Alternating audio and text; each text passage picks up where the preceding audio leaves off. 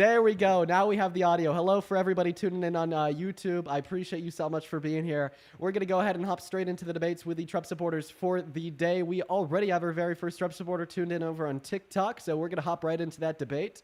As well as welcome in for everybody over on Party. It's hopefully our first successful tri-stream starting over there too. We'll see how that works out. I'm going to check on that in a bit. But anyways, Gavin, I appreciate you for being patient. You told us that you support Trump. Well, you know, the purpose of these streams is to figure out why so many Americans do. So if you'd like to take it away and tell us why you support Trump, that would be great. Yeah, specifically on the border, Okay. that's really where I'm coming in. So as far as like results, I feel like we've gotten those from Trump's. We've had few illegal crossings, stronger border control. I would say more accountability. And under Biden, I felt maybe we saw like record-breaking chaos as far as like overwhelmed cities and failed enforcement. So I just wanted to kind of pick your brain on why you're against Trump's border policies. Okay, well, let's be clear on what those border policies are. What has Donald J. Trump done to help the southern border?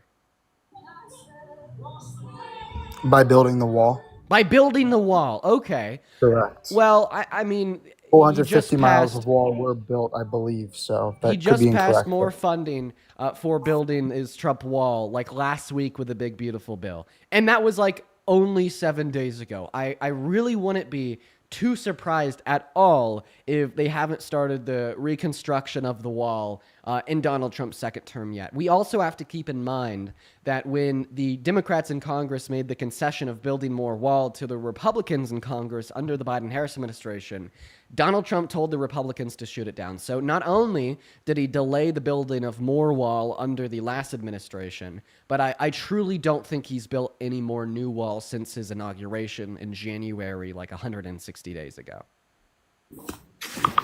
Okay, well, I guess another point I could bring up is the like remain in Mexico policy that he implemented. He also has implemented a lot of like asylum loopholes because I know that was going on. A lot of people are trying to fast track their asylum hearing, so he kind of put some things in place in order to limit that. Yeah, I don't really think. If you look at the number though, I like don't- lowest I don't- illegal crossings in decades. I don't really think that the Remain in Mexico policy is going to do anything to reduce undocumented entry because the Remain in Mexico policy doesn't impact or apply to undocumented immigrants. That applies to legal immigrants, asylum seekers. So when people tell you that that has anything to do with undocumented entry or undocumented immigrants, they're dead wrong. You necessarily have to be a legal immigrant for that Remain in Mexico policy to impact you in the slightest. Okay, and I have a couple. I guess I have another point that I wanted to bring up, and I wanted to get your opinion on it.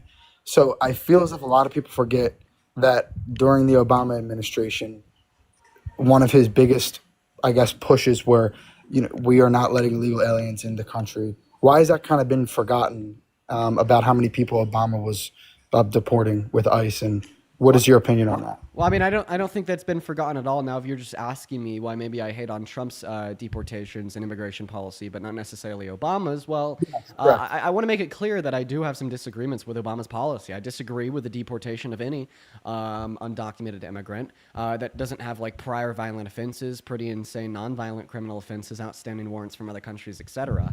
And I do believe that Obama's deportations probably included a handful of those. But the big differences between Obama's deportations and Trump's is that Obama didn't focus on hardworking undocumented immigrants with no prior violent offenses. He focused on those with prior violent offenses, and we know this not just because he said it, but also because of the systems that he built, such as DACA, which was a program to give nonviolent undocumented immigrants work permits to work in this country. And then another really big difference is the fact that Donald Trump is bringing the hammer down on undocumented immigrants in a way that we haven't seen before, with violations of their constitutional and human rights. He unconstitutionally deported Abreu Garcia to CCOT, where he was beaten and tortured for 3 weeks, and he didn't give a shit. He passed an EO to restrict and ban the birthright citizenship for the children of undocumented immigrants born in this country, and has been trying to get it to uphold, even though it's an explicit contradiction of the 14th Amendment. He violated the constitutional rights of Venezuelan immigrants. He deported to Venezuela without due process. I mean, at the end of the day, these are some very big differences. And you should be able to acknowledge these big differences, because if you are so tough on undocumented immigrants because you want to uphold law and order, well, in that same breath, you should be tough on all of the unlawful and orderless things Donald Trump has done to either harm, impact, or remove them. Understood. Okay. Yeah, like I said, there's some things I definitely want to dig into, and I'm not going to keep you, and I want this to be entertaining, so I'll let you go to the next viewer. But I do appreciate your insight. I hope you have a great day. Of All course, right? man. Hope you have a good rest of your day as well, Mr. Gavin. Take Thanks. care, dude. All right, moving on to the next guest. Everyone, just give us a minute. We're going to go over the rules for that queue once again. If you happen to be one of the couple thousand people watching over on TikTok, make sure that you're double tapping away on that phone screen, everybody. Please, please, please, please, please. Also, everybody on TikTok, this is a real account. I'm being Withers, live on @rockin.librarian. I understand, maybe I'm using a friend's account, so that's why we're over here. Now let's go to move on to the next guest. Just looking for some Trump supporters. While we're loading the next Trump supporter up, Frog, thank you for the $10 over on Jesus. Thank you for the $10 over on YouTube Super Chat. Frog says, complaining about people committing a misdemeanor while voting for a 34 count felon convicted rapist is crazy work. I couldn't agree more, Frog. It is crazy work. Thank you for the love with the $10, as well as Xena. Thank you for the $50 Super Chat over on that YouTube stream. That is XENA. Xena, thank you so much. Seriously, that is so freaking kind of you. Can we get 500 Xena W's down below in that comment section for the $50 donation? Thank you so much. As well as Oscar with the $11.11 over on Venmo, saying, did you see that Trump called his supporters stupid for asking about Epstein? I did. He did see that. Absolutely outrageous. Thank you for the $11.11, Oscar. Let's get 100 Oscar W's down below. As well as Leah, thank you for the $20 over on PayPal. Let's get 200 Leah W's down below in that comment section. Excuse me. Hi, 1 second. Leah says, to accompany that $20 donation, she says, definitely accidentally join the guest request by liking the live, which is my worst nightmare because I hate Trump. I watch you every day and admire the education you provide for these crazies. Leah, I appreciate you so much for being in here. And on top of that, I appreciate you so much for liking the stream. Don't worry about it. If you accidentally join the queue when you're liking the live, no qualms, no foul. Just appreciate you for being here and liking. Anyways, hello, what if you told us that you're 20. I'm going to choose to trust you. Please don't break that trust. Take it away and tell us why you support, in my mind, who the worst president of your life. First of all, I don't think he's like the worst president of my life, because I think he's like, I've heard several people say like bad stuff about him, but like I choose not to believe it because I don't think he can do that, because he's like a really big family man, you know what I mean? And like I think some of his policies were also kind of good. I'm not a kid. Oh my god, I'm not a child. Anyway, sorry, I'm looking at the comments. Wait, how can I remove the comments real quick? By holding down on your phone screen and clicking hide. She's told us that she's 20. She gave us like the right birth date. I'm choosing to trust her. Sorry, earlier I got a phone call from my friend, so I had to, So let's hear it. What are the reasons that you possess to support Trump? Yeah, so he's like a family man. He's got like loads of kids. He's got like really nice grandkids. They're all really pretty. God bless them. Question: do family men typically cheat on all of their wives?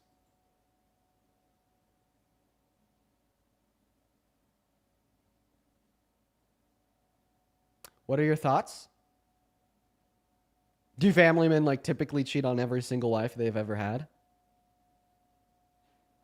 Well, while she's pondering on that great question, real quick, Gas. I apologize if I'm mispronouncing your name. Thank you so much for the $20 over on YouTube Super Chat. Let's get 200 Masse W's. That is MASE. They say, love your content. Your logic is always based on humanity and good faith. Just want to say you should sometimes be honest on Dems not being amazing. Republicans licked a suck, but Dems should do way more. No, I actually agree with that. I mean, I feel like for people that watch my streams pretty frequently, you know, like they know that I'm also kind of tough on the Dems, much tougher than a lot of other people on this app. We're going to go and load up that next guest. I don't know where the hell she went. I feel like she just, I think that she like just kind of ghosted us and left after I asked her that question. It is what it is. What's going on next, Neverday? You support Trump? Yeah, I do. Okay, all right. Sounds like you got a little bit of a Bluetooth device connected to your phone. Or do you think you can disconnect any Bluetooth device you have connected to your phone? Can you hear me better? Yeah, I hear you good enough. So why do you support the man, the myth, the failure, Donald J. Trump? I just wanted to say it kind of makes sense why all your callers who love you are underage girls with the recent news that came out about you, What's the recent news that came out about me?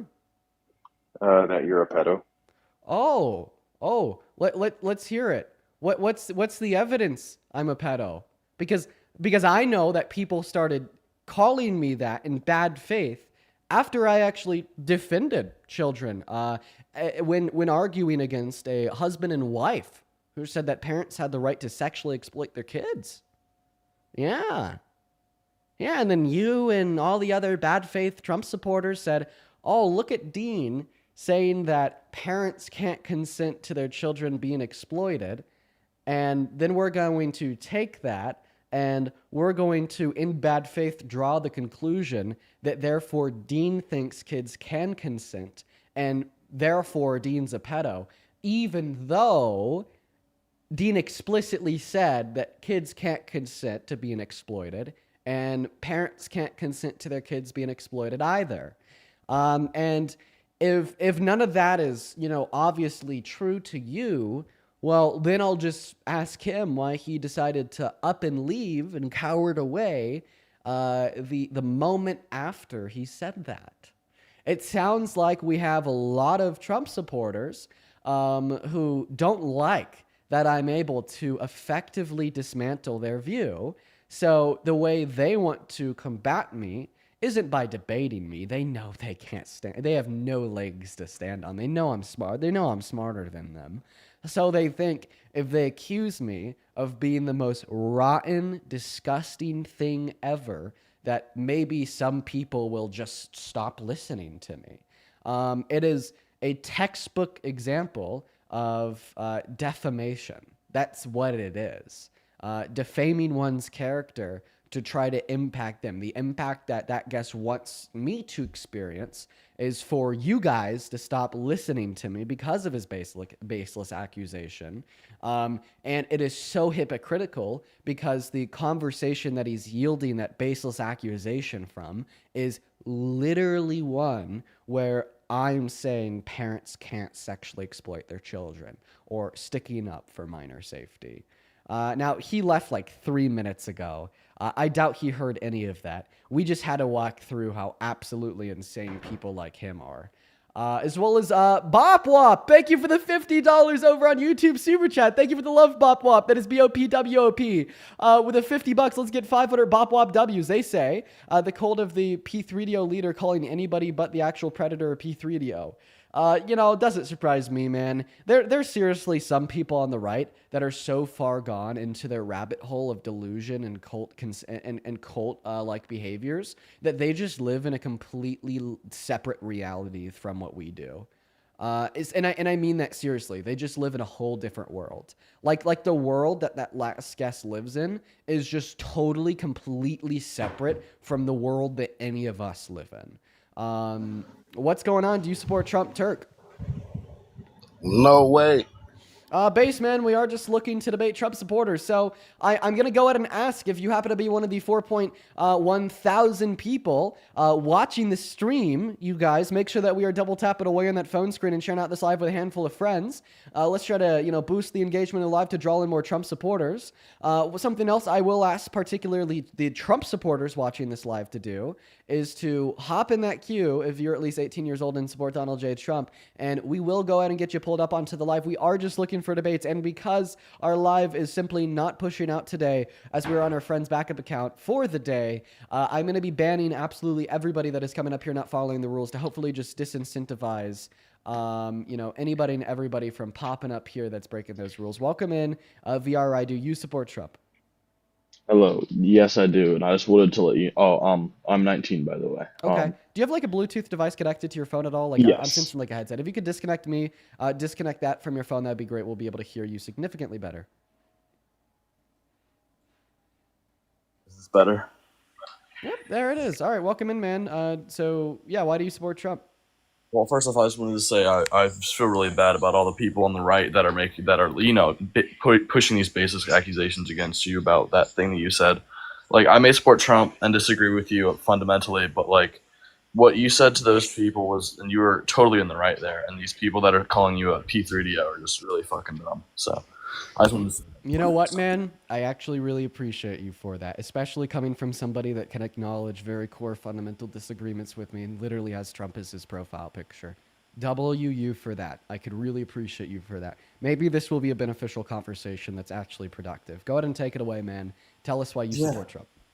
I support Trump. A lot of reasons, mostly because I heavily disagree with like abortions and stuff, elective abortions mostly. So yeah, it's like my Okay. first read. Okay, well, I mean, I'd say like out of like like the tangible impact on Americans, on this country, on everybody in this country, that abortion should be pretty low priority even for pro-lifers. The reason why I say that is because after Roe v. Wade was overturned, we've actually seen month by month and year by year abortions go up. So I mean that's definitely quite the spectacle, right? After dipping for the last 32 years every year straight. But if you want to start there, we will start there. Let's have the conversation. Why do you disagree with elective abortions? Yeah, because I believe that it's wrong to take away the future sentience of a human being that's alive. Okay, so it's all predicated on future sentience. Well, I think the reason why I don't hold that view is because I just think it entails a lot of very like clear, absurd outcomes that you and me probably would both like intuitively disagree with, and because we would both intuitively disagree with that, we thereby reject the logic. Like one of the very absurd conclusions that this logic would entail would be granting the right to life to a zygote, right? Because a zygote, the first stage of human development, they're going to have a future like ours. They're going to have future sentience. But to say that a zygote, a unicellular human organism, has the right to life on its own is absurd. But then when we kind of put it in different scenarios, it becomes even more absurd. By saying if I were to intentionally kill a zygote, am I a murderer? Well, the logic would say yes, but is that what we think? Probably not. That's an absurd outcome. Or maybe a woman has an IUD that kills zygotes, and she knows it kills zygotes, and she's still sexually active, and maybe over her lifetime she's like killed like 200 of these zygotes. We'd say that she's like a serial killer. Like that's also incredibly absurd. Do you see where I'm kind of coming from on this front? Yeah, I could totally see that. Like, I mean, I just believe that inherently, like I don't know. I think. Do you hold it like a sentence, but it's like a conjunct? I think. I do. But before we talk about that, could you tell me if you hold to the conclusion that the zygote has a right to life, that if you intentionally kill a zygote, you're a murderer? And maybe if there's a woman with an IUD that's sexually active over her whole life, kills 100 zygotes and knows it, and knows that IUD did that she's like a serial killer? Yeah. So, with that, I disagree with women having IUDs. Like, I am totally for all other forms of birth control, but I'm just against copper IUDs and other IUDs such as like that, as they do kill zygotes, and I disagree with that. Well, I mean, I didn't ask you if you disagreed with IUDs. I asked you if women that have IUDs that kill zygotes and know the IUD does that are like serial killers. Well, so I wouldn't call them that, murder. I would call that more like manslaughter, as they're not intentionally, unjustifiably killing those zygotes. Well, I mean, we kind of posited in the hypothetical there that I mean they know it's gonna kill the zygote, yet they still decide to engage in that action. Yeah, it's like me saying, well, I know if I have a pew pew in my hand and I shoot it at my wall, there's a 10% chance it's gonna kill somebody on the other side. If I choose to engage in that action, it does kill somebody on the other side. Could we agree I'd be a murderer? I could agree that you would be a murderer on that, So but just like it's with intentionally engaging in an action that runs a risk of killing somebody, and you know it runs a risk of killing somebody, you're a murderer. Well, wouldn't that logic apply to a woman that's sexually active with an IUD that knows one of the functions of that IUD would entail like a percentage chance that it'll kill a zygote? I guess I could concede on that. I mean, yeah, with that hypothetical there, that does make it seem more like murder than manslaughter. I'm just saying that most women that do have IUDs are not aware when their IUD kills a zygote. Well, I mean, the same way I wouldn't be aware when my bullet from the pew pew that went through my wall here killed somebody on the other side. But if I inevitably find out that it does, or even in lack of me ever finding out, if I never know and it does, I mean, still I'm a murderer regardless of my knowledge of that fact or not, right? So I wouldn't even need to say here that women with IUDs that know those IUDs can kill zygotes and still decide to be sexually active don't need to know that it killed a zygote in order to be a murderer. So would you say that like a woman that has an IUD over like the length span of their life that has killed like hundreds of zygotes, are they like a serial killer? Well, I believe, there are different types of murder. Like there can be first degree, second degree, and things like that. So I wouldn't necessarily, I would say that she's a serial killer, but I don't believe that there should be like a full punishment as a woman who's killing, or like a man or woman who's killing hundreds of people, like who are at this full developmental stage that are like If if the birth. if I have the pew pew in my hand and I'm just shooting it at my wall, and I shoot that pew pew through my wall once a day, and I'm never gonna stop shooting that pew pew through my wall once a day, and every time I pull that trigger, there's a 10% chance that it kills somebody. So over my lifetime, I'm killing hundreds of people. What do you say would be justified for like a SWAT team to like raid my house and like physically stop me from like shooting that pew pew? Yeah, I would say that. So, would you say that our government could justifiably use force, such as SWAT teams, to physically stop women that are sexually active with IUDs from engaging in sex? No, absolutely not. Okay, well, I don't think that there's going to be any separation, logically speaking, between those two scenarios. So, I think that would be a logical contradiction within your view on abortion. Yeah, I could agree on that. That is a contradiction, but I'm willing to concede that that's a contradiction there. I feel like there can be some contradictions in like each view. I just feel as if there can be more in the pro-choice view, because I have like there are Well, some hypotheticals that I've arguably, seen. arguably not. So actually false. Like you can't have a true view with a contradiction. If a contradiction is entailed, the view is necessarily false.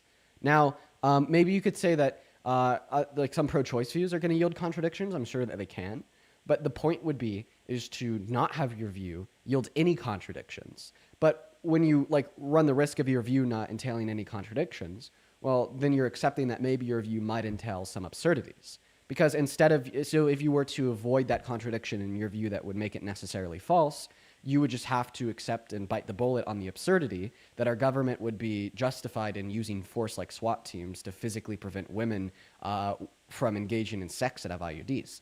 Now, if you accept that absurdity, then your view is not contradictory. It's just insane. And then your goal would to basically be to show that my view is even more insane, right? So, but because you said that you don't accept that and that you do agree that's a contradiction, that was a concession that your view is necessarily false. Okay. I could agree with that, but like, there's just one thing that I just kind of thought of a little bit ago. Like, so have you heard like an anencephalite baby, a baby that's born without most of the brain aside from like say a brainstem? I think I've heard of that before, yeah. Yeah, so they are not sentient, and they most likely never will be sentient. So it is okay to kill that baby once it is born. So they don't have like any level of sentience ever? No. Yeah, I mean, I don't think I'd grant them the right to life. I would probably grant them like similar rights to a brain dead patient in a hospital, All right. meaning that it would be essentially chalked up to property rights of the family.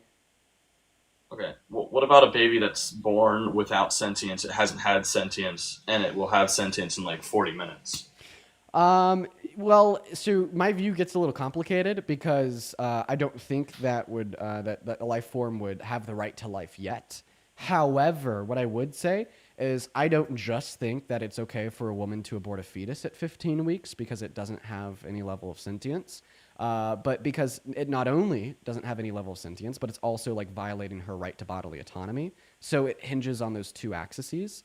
So if it meets the criteria of not possessing this right to life because of lack of sentience, and it meets the criteria of actively infringing upon somebody else's human right, those are the circumstances that I think it's okay to kill it. It just simply warrants, its death. And maybe for this born baby that doesn't have any level of deployed sentience, we wouldn't say that it meets the criteria of having the right to life. However, in this scenario, I just wouldn't see any greater motivation to kill it, like we would see in the context of abortion. So that might be a difference. Yeah, but like my question was like, if it's already born, the woman has already had the baby, it is not sentient, it hasn't been sentient yet, and it will be sentient in 40 minutes. Right, but like during the 40 minutes that it's not sentient, is it actively infringing upon anybody's rights? No. No. So then I wouldn't say that killing it is warranted. I would just classify that as an unnecessary impedance of a low level of harm, right? Because I think that you could still cause low levels of harm or possess low levels of moral value without possessing the right to life. Like maybe I think that it harms a cow when you kill it. However, that cow doesn't possess the right to life. Okay. All right. Like that's a good answer. I haven't had anyone answer that question properly. Thank you. Well, Um. I mean, it's a messy answer. Like, I think that kind of brings up some more like philosophical implications of like what my theory of harm is, right? What I think harm is. Can an entity that isn't experiencing any sentience, doesn't have a mind, even experience harm, right? So, I mean, I think it's an all right answer, but there still could possibly be some issues with it. Yeah. Okay. I mean, I could agree to that. That makes sense. Am I getting too far from my mic? Hold on. A little bit. Okay. All right. So I could totally agree with that. So, if you want to move on from abortion, if that's okay. Are you actually a Trump supporter? Yes, Come I on, am. bro. You're too like good faith and like seemingly kind of intelligent to be a Trump supporter. So I mean, I'm enjoying my conversation with you here. You're being good faith. I mean, you were able to acknowledge a contradiction in your view. I mean, you're having a good conversation with me about my own view. You seem too reasonable to be MAGA. So what are the other reasons why you support Trump? I truly am curious, and I mean that seriously. So mostly it was because of oh, um, just I have grown up in a family that we've supported Trump since 2016, since he first ran, and I that was my main reason was because of that of abortion, and another one I could say was because of his, You're on pause. You left the app. I can't hear you when you leave the app.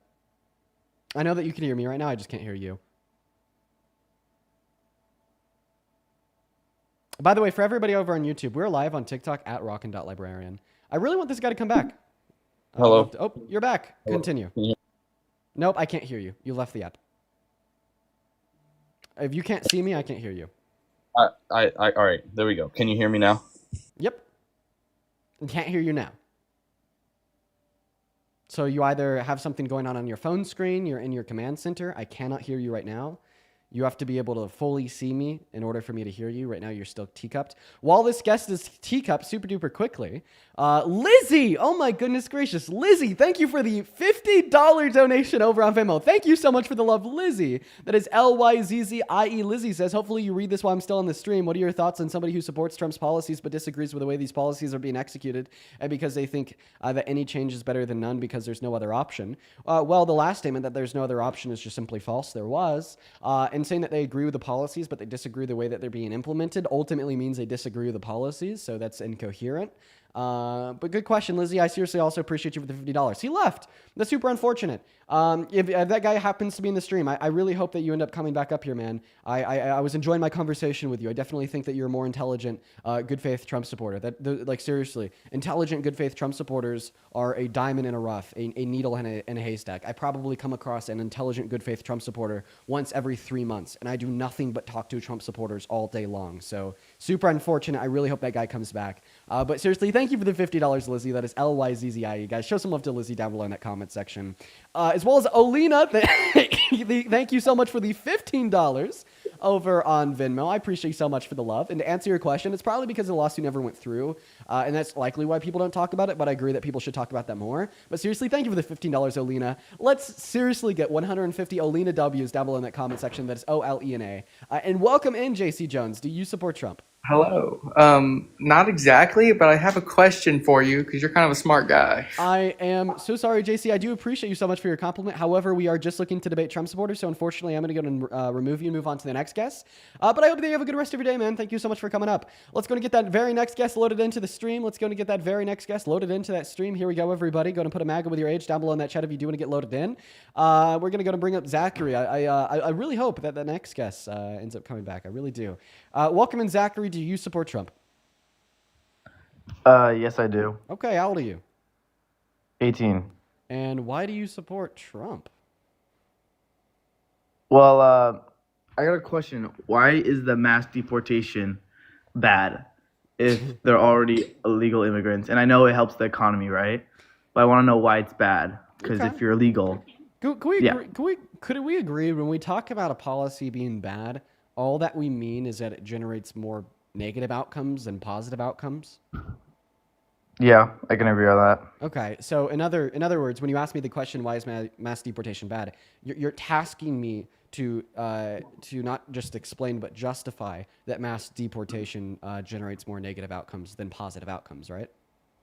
What are the more negative outcomes? Right. That's the question that you're asking me. So to answer the question of what are the negative outcomes of mass deportation, well, we see that it significantly negatively impacts the economy, reducing estimated GDP growth from around 1.1 trill through 1.7 trill per year by Right. kicking out the 8.3 million undocumented laborers from our workforce and the 12 million undocumented consumers from the demand side of things.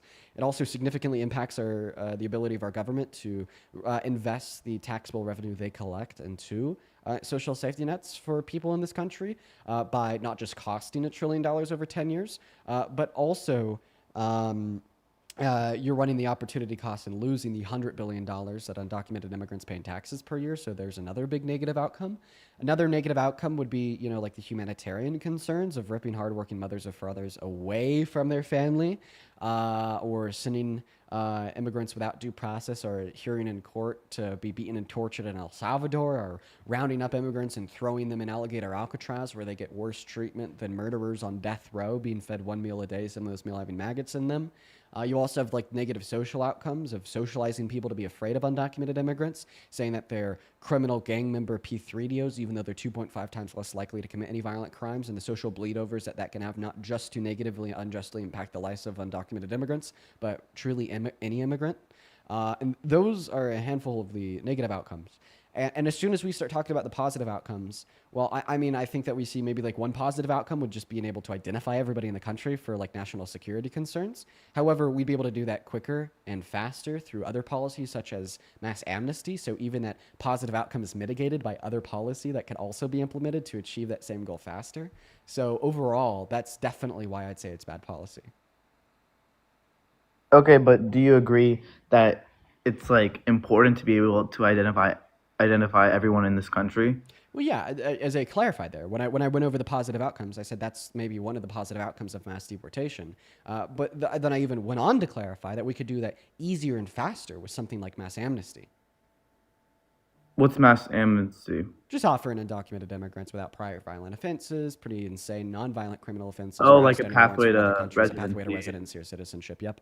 Yeah. All right, I agree with that. But yeah, okay, that was mostly my question. Just on mass deportation, I think that's like a problem. Yeah. Do you Or I agree or think that was disagree with me? I agree with you in ways, but I think just the ability to identify everyone in the country is like kind of overpowers a lot of what you're saying, just to keep Um, this country safe in a way. I'm not sure that it does, because if the ultimate goal of being able to identify everybody in the country is to keep everyone safer, well, mass deportation will lead to higher crime levels. So obviously, people will not be safer, and that goal has not been achieved. Plus, the reason that I already granted that there's other policy that will effectively reduce crime rates by reducing poverty, by making the economy better, that will be able to identify everybody in the country faster. Right. So this explains why there's no reason to believe that mass deportation is good policy. Okay. Yeah. Do you have anything else that you want to talk about? No, that was just really my one question. Okay. Have a good rest of your day, bro. Take care, Mr. Zachary. Let's go and get that next guest loaded into the Thank you. stream. Make sure if you're in that queue that you support Donald J. Trump, everyone. We're looking for some Trump supporters to debate with. If you were watching the live and you'd like to support me, support the stream, support what we do here, you can find my Venmo, my PayPal, and the link tree in my bio on TikTok. Everything goes straight to me. You get a notification at the top of my phone screen, as well as you can find the Venmo and PayPal in the pinned comment over on YouTube. Welcome in, DTX Ellie. Do you support Trump? Hello. Yes, I support Trump. You support Trump? Your mic is very bad. Disconnect any Bluetooth devices that you have connected. If you have a headset or AirPods in, take it off. Go ahead and take a second to do that now. While you are doing that, I'm going to go and thank somebody.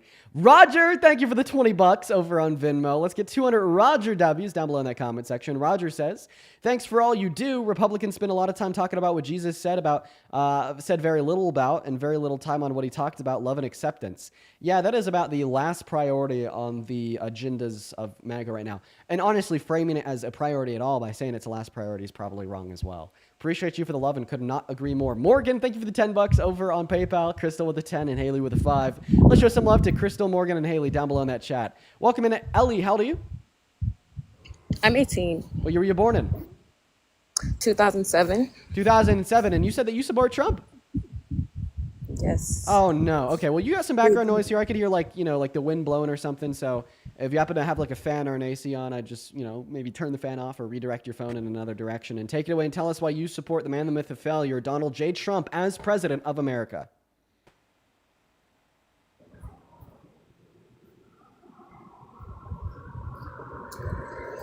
Once again, go ahead and take it away and tell us why you support Donald J. Trump as president of America. Dean, do you get pegged by Parker? No, I don't. Of course, you were just looking for a little bit of inspo for that fanfic you're writing over on Wattpad. Unfortunately, I will not be able to give that to you for the day. What a good reason to support Trump. I mean, I couldn't have said it better myself, truly speaking. That is phenomenal. We're going to go ahead and move on to the next guest. What is going on? Tristan, do you support Trump?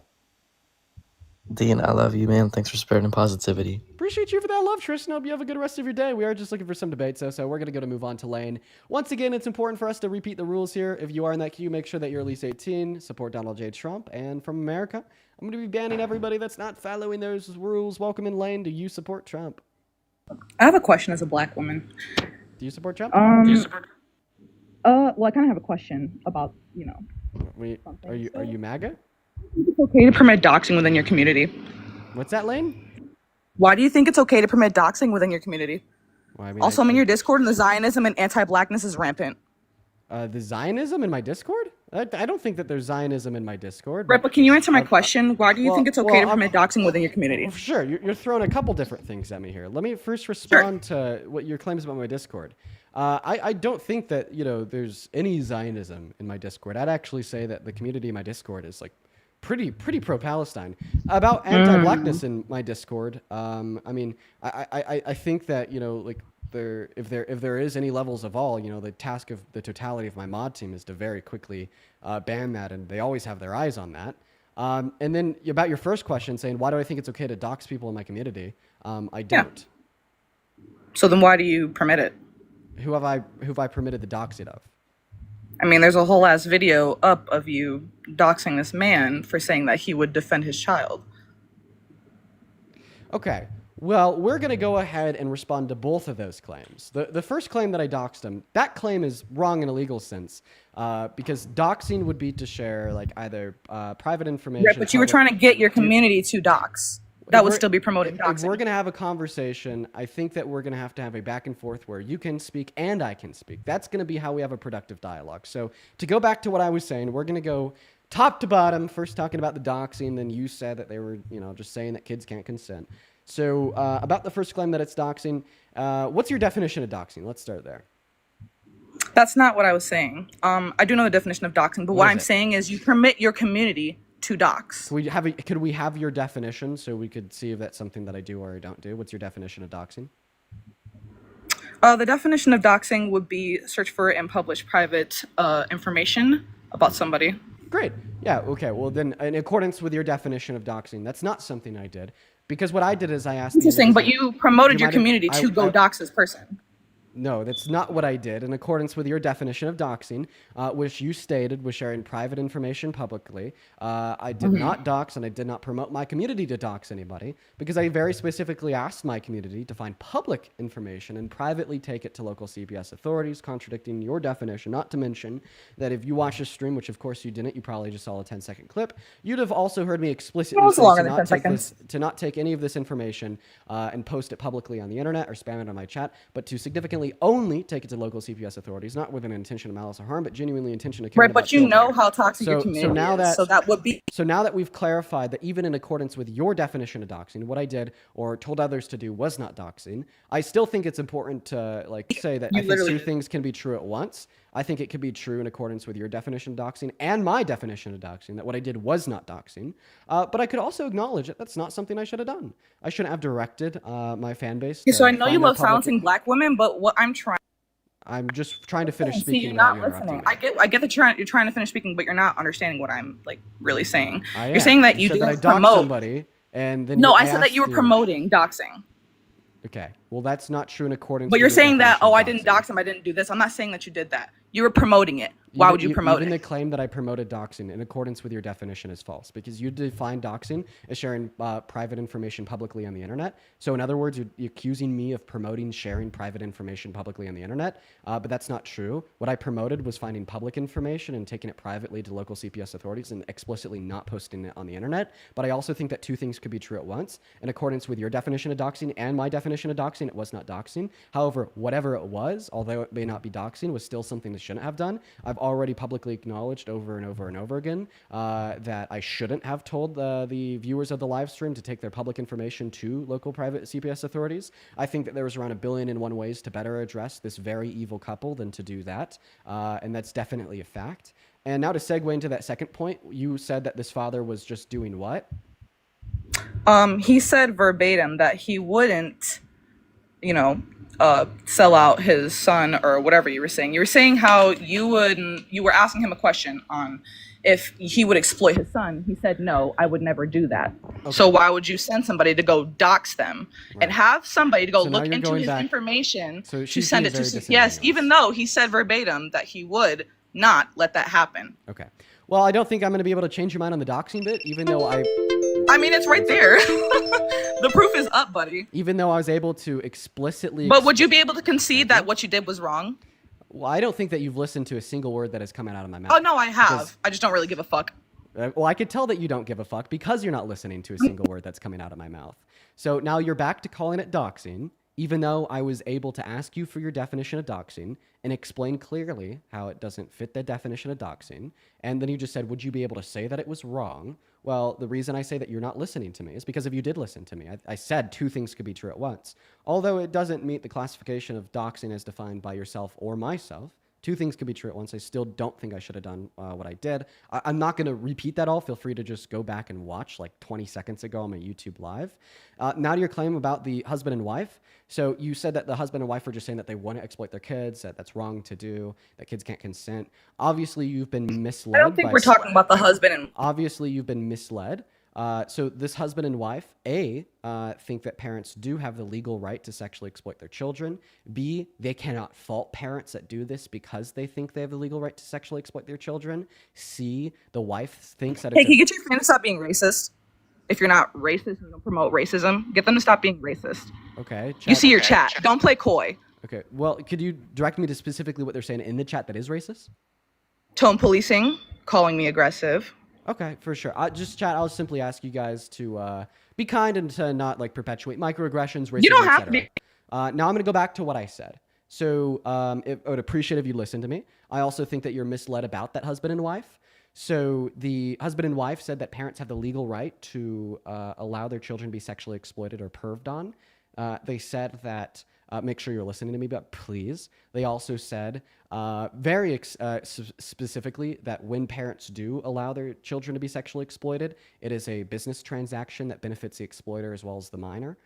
They said that they can't fault parents that do this. The husband also challenged the notion that using a minor to create child porn is exploitation of minors. Somebody in the live called it like CP or child pornography art. So obviously, like, you're going to be incredibly misinformed about this couple because you came up here saying that this couple was a good couple, an innocent couple that were just Not truly what I looking out for said. children. That is not what I said But at now I've all. given you all these facts No, about but you're how. saying that I said this, and I never said that. Okay, can I you? never not once said that the couple was good, and I even said that So this you wasn't do about acknowledge the that. couple. So you The do. clip that I So you do saw, acknowledge that the clip that husband I and wife saw, are it was incredibly evil only a people, man. right? There wasn't a couple. Right, because you only saw an out of context 10-second clip. I wouldn't say it was out of context. I've seen enough, Well, I just gave you the and I context. know enough about you. Okay, I'm gonna go ahead and show you the context, Lynn, and then I want you to Sure, tell go us how ahead. you feel about these people. When we were talking at the start of the conversation, like the very first thing that was said was, "Here's Donald Trump walking into the changing rooms of these naked teens," and what was your first response to that? Did the parents give consent? Did they allow it? Goatman, precisely. I don't think that a parent can allow for their underage teen to be perved on. You don't think, or that's the law? There's a difference. There's a huge difference. What's the law? Wait, are you? So I no, that's actually not the law. It is. What is the law, Dean? What is the age of consent?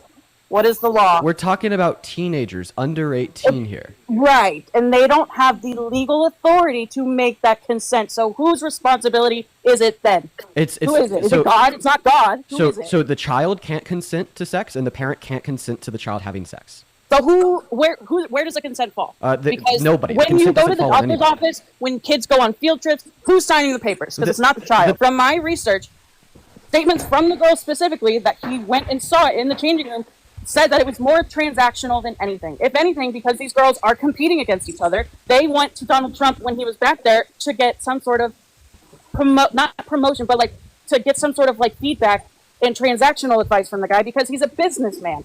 This is exactly what these women that were back there have said on BuzzFeed. I've Wait. seen it. I read it. What do you mean it was transactional when he's They walking were on a trying naked to teenage get. girls? It was What's transactional in a about it? business sense. It was Okay, can you transactional in explain a that to us? business. Yes, I can, because Trump is a businessman. He has a huge persona, publicly business essential.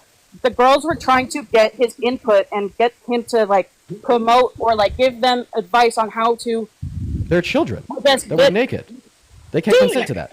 Dean, How do you know they was naked, Dean? hold on. Because these bodies are abilities to consent on this for a fourth time as it related to the question I'm that not Jerry gonna just lie, I asked have you, once not again been reaffirming. here. I had to grab that they- something, so I'm not gonna lie. I'm not really here for that. I'm more so worried about the racism that you have going on. I went to go grab my DoorDash order. So about that clip, I heard parts of it, little snippets, while I was grabbing my order. I do agree that what they said was very disgusting, very wrong. But I still don't promote doxing, even so. So what is your point? Well, I mean, I already made that point to you earlier. Right, and also in accordance with your definition of doxing and my definition of doxing, it just simply does not fit said definition. Oh, it does though. I literally gave you the definition, but okay. I'll re-explain how it doesn't in accordance with your definition. I would appreciate it if you would not interrupt me while I'm re-explaining this. You define doxing. I would also appreciate it if your chat would stop wiling out and still being racist and calling me a misogynoir, and you're not really silencing it. Like, I know, again, like I said, you see the chat, you read what's going on, you don't really care.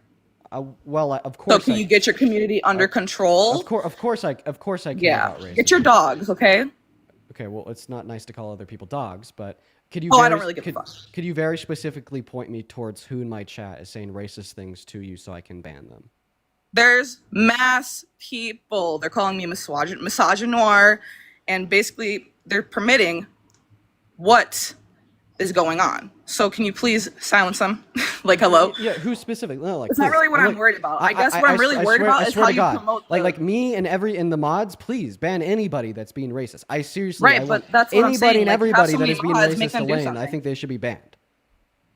Like, is So, there anybody that you see in the chat Instead right of now? silencing it and trying to move on from it, why wouldn't you? I'm looking at the chat right now. Give me any specific things that anybody that is saying that are racist. I will happily ban them right now. I have my hand on the mouse. I will happily ban anybody that is saying anything. Right, but the racist announcements that right you're making are very dismissive. So what are you trying to get at? You're not really helping with these announcements. Clearly, they don't give a fuck. now. If I didn't give a fuck, why am I saying that I have my I hand said on they the mouse don't to give a ban fuck. anybody right now? They, as in multiple people in the comments. Please, tell me who they are. I'll happily ban them. There's so many. Hang on. Wait, why am I looking this up for you? This is your chat. Okay. What do I look like? Well, I'm not your slave anymore. We are not slaves anymore. I need you to go do that yourself. Is this rage bait? No, it's not rage bait. I'm just saying. You're trying to have me go and search out this information, but there's so many. They're literally mass spamming the comments. So I can't really find it. But you can scroll up. I'm not going to have to scroll up and do it for you when this is your community, not mine. Okay. I'm saying get your community under control and stop the racism. Okay, well, I'll like I said, I'll make sure I keep an eye on the chat. I'd also like tell the mods to keep an eye on the chat. Then you go ahead and do so. 100 It's just very odd that you say that you promote against racism and Zionists, etc., but your community are the most racist people that everybody fucking knows. Wait. Let's be so for real. Wait, you think that like Nick Fuentes' community is like less racist than mine? No, I wouldn't say that. Okay. I would say most, like, I would say they're but actually like pretty I said, comparable. I would pretty think comparable? that your community is just as racist. My community is just as racist as a literal Nazis community. I mean, you promote Nazis coming into your server, do you not? I promote Nazis. We've literally shut the server down to keep Nazis out of it. What are you saying? Right. I do have to go though. It is quite an emergency, but Athena needs to teach you about racism more. Go talk to Athena, okay? Lane, I'm not gonna lie. I think that you're here in terribly bad faith. I think that you're here in like terribly fucking bad faith. I think that she was just here and like show terribly fucking bad faith. So we're gonna go ahead and move on to the next guest. Everybody just give us a minute here so we can get the next guest up here. But like I will say, no, like I seriously like disagree with like racism against like against anybody. One can be racist too. I always disagree with racism, even if it's like racism targeted to like incredibly like bad faith individuals. You know what I mean? Like I absolutely disagree with the racism. So I meant it seriously. Like when I said that I'd ban anybody in the chat that is being racist, I would have my mods ban anybody in the chat that was being racist. 110%. Now I will say there, like her concerns about like the couple and labeling it as doxing, she just wasn't even here for a conversation. Like I don't even know what that was. She said that it was doxing. I ask her to define doxing. I take her definition. I show her how she's wrong. And then next thing I know, she doesn't respond to my description of how she's wrong. She just completely fucking ignores it and then goes back to the original claim. She also made the claim that somehow the parents were just saying that, you know, they were good parents, that were just saying they wouldn't let this happen to their kids. I play the context. Then she just says that she wasn't even listening to it and that, oh, she disagrees with the parents, but then goes right back to the original claim. I don't know. I think that, you know, probably her mindset on that issue was like incredibly driven by like pre-existing anti-Dean biases. Like just bad intentions, if you know what I mean. But we're going to go ahead and move on to the next guest. Everyone just give us a minute. But like seriously, mods, please do ban anybody being racist to anyone ever. 110%. I'm on board with that. And if you're watching and you're not on board with that, leave. You know, but let's go ahead and move on to the next guest. Here we go, everybody. Let's see what the next guest has to say. But we first got to thank Libby for the $50 over on YouTube Super Chat. I really appreciate you for the $50 Super Chat over on YouTube, Libby. That is so incredibly kind of you. Libby says, you didn't dox anybody, and thank you for building a community that I feel embraces me as an Afro-Latina woman. Libby, I'm so happy to have you here. Thank you so much for your kindness and your generosity. Show some love to Libby down below. Thank you so much. As well as MJ with the $20 over on YouTube Super Chat, saying, as a Dominican and Guyanese man, I do apologize if I'm mispronouncing that. I feel welcome in this community, and I see other people in the chat that are people of color and feel welcome. She's just upset. Well, I appreciate you for your kindness with the $20. Shrill, thank you for the $10, saying it's time to sue Dean. Enough is enough. I should sue these people. I don't know. If I was to sue anybody, it would probably be the people promoting these false messages to begin with, a source. As well as Ashley with the $20 over on YouTube Super Chat, saying to somebody in your Discord, what the hell is she talking about? I mean, I truly didn't know what she was talking about the Zionist shit. Like, we just don't have Zionists. I'll be right back. No worries, Bria. As well as Sharon with the $20 on Super Chat, saying, I don't know how you stay so calm, but thank you. Well, thank you so much for the love, Sharon. Let's get 200 Sharon W's down below. And then also, Sammy, thank you so much for the $5 over on Venmo. Garrett, thank you so much for the $10 on Venmo, saying what the hell was that? I appreciate you for the $10, Garrett. Paige, thank you for the $5 over on Venmo. I do really appreciate you so much for the love. Crystal with a $15 over on Venmo. Let's see, 150 Crystal W's. That's Crystal with a K. As well as Roger with the $20 over on Venmo 20 minutes ago, saying thank you for all that you do. Republicans spend a lot of time talking about, oh, I already read that off. Thank you for the love, Roger. As well, Sabrina with the $10, saying that was rage bait. Thank you so much for the love, Sabrina. I appreciate you so much for the love. And then Sammy said, I handled that very well. Thank you for the $5, Sammy. That is incredibly kind of you.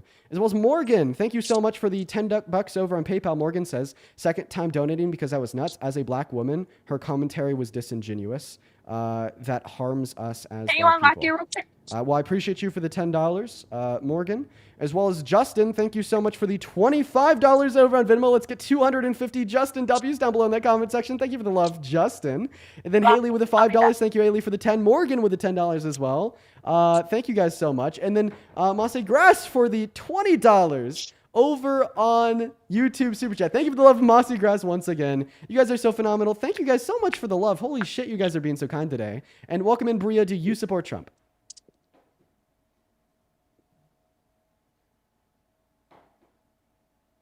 Okay. Bria is not here. So we are going to move on to the next guest. If you are in that queue, make sure that means that you support Trump and that you are ready and willing to come up here and have a debate with me.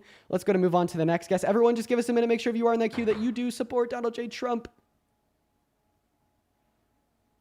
Oh, she said that she'd be back. I'm not going to lie. I kind of forgot about that. Whoops. Well, when she comes back, she needs to hop in the queue. I'll happily bring her back up here. Let's go and see what the next guest has to say.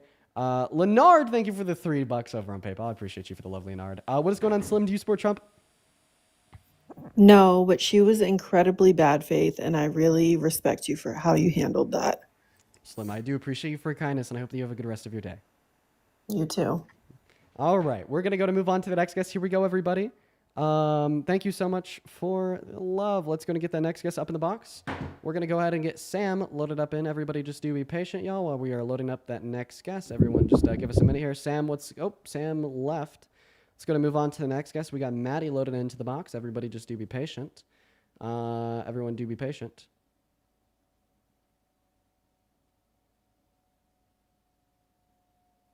All right, they're not here.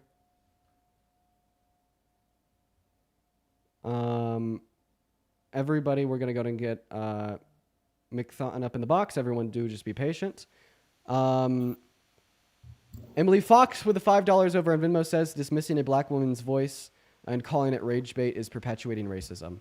Okay, well, specifically what she said that I was calling rage bait was like the fact that she said that I doxed a reasonable father, and then I asked her for her definition of dox. She provides the definition, and then I detailed how that definition doesn't fit, and then she went right back to the original claim. And I found that incredibly disingenuous and incredibly rage baity. We're going to move on to the next guest. Everyone just give us a minute here, y'all. Let's see what the next guest has to say. Go ahead and put a MAGA down below in that chat with your age. We'll happily get you pulled up here. What is going on, McThornton? Do you support Trump? I do support Trump's right to shut up. Nice. Moving on here. Everyone just give us a minute. We got our next guest, Trey William, loading up into the box. Let's see here. Laura, thank you so much for the $10 over on PayPal. I appreciate you for the $10, Laura. Let's get 100 Laura W's down below. Thank you so much for the love, Laura. That is incredibly kind of you. Thank you so much, Laura. Welcome in, Trey. Do you support Trump? Hey, I just want to let you know, there's this girl in your chat saying some pretty hateful stuff. Well, thank you so much for letting me know that, Trey. If me or my mod see anybody in the chat saying hateful stuff that warrants a ban, we will ban, of course. Let's go to move on to the next guest. Everyone just give us a minute here. Looking seriously just for a Trump supporter to come up here and have a conversation. Welcome in. Do you support Trump? Hi, I would like to say that I clicked the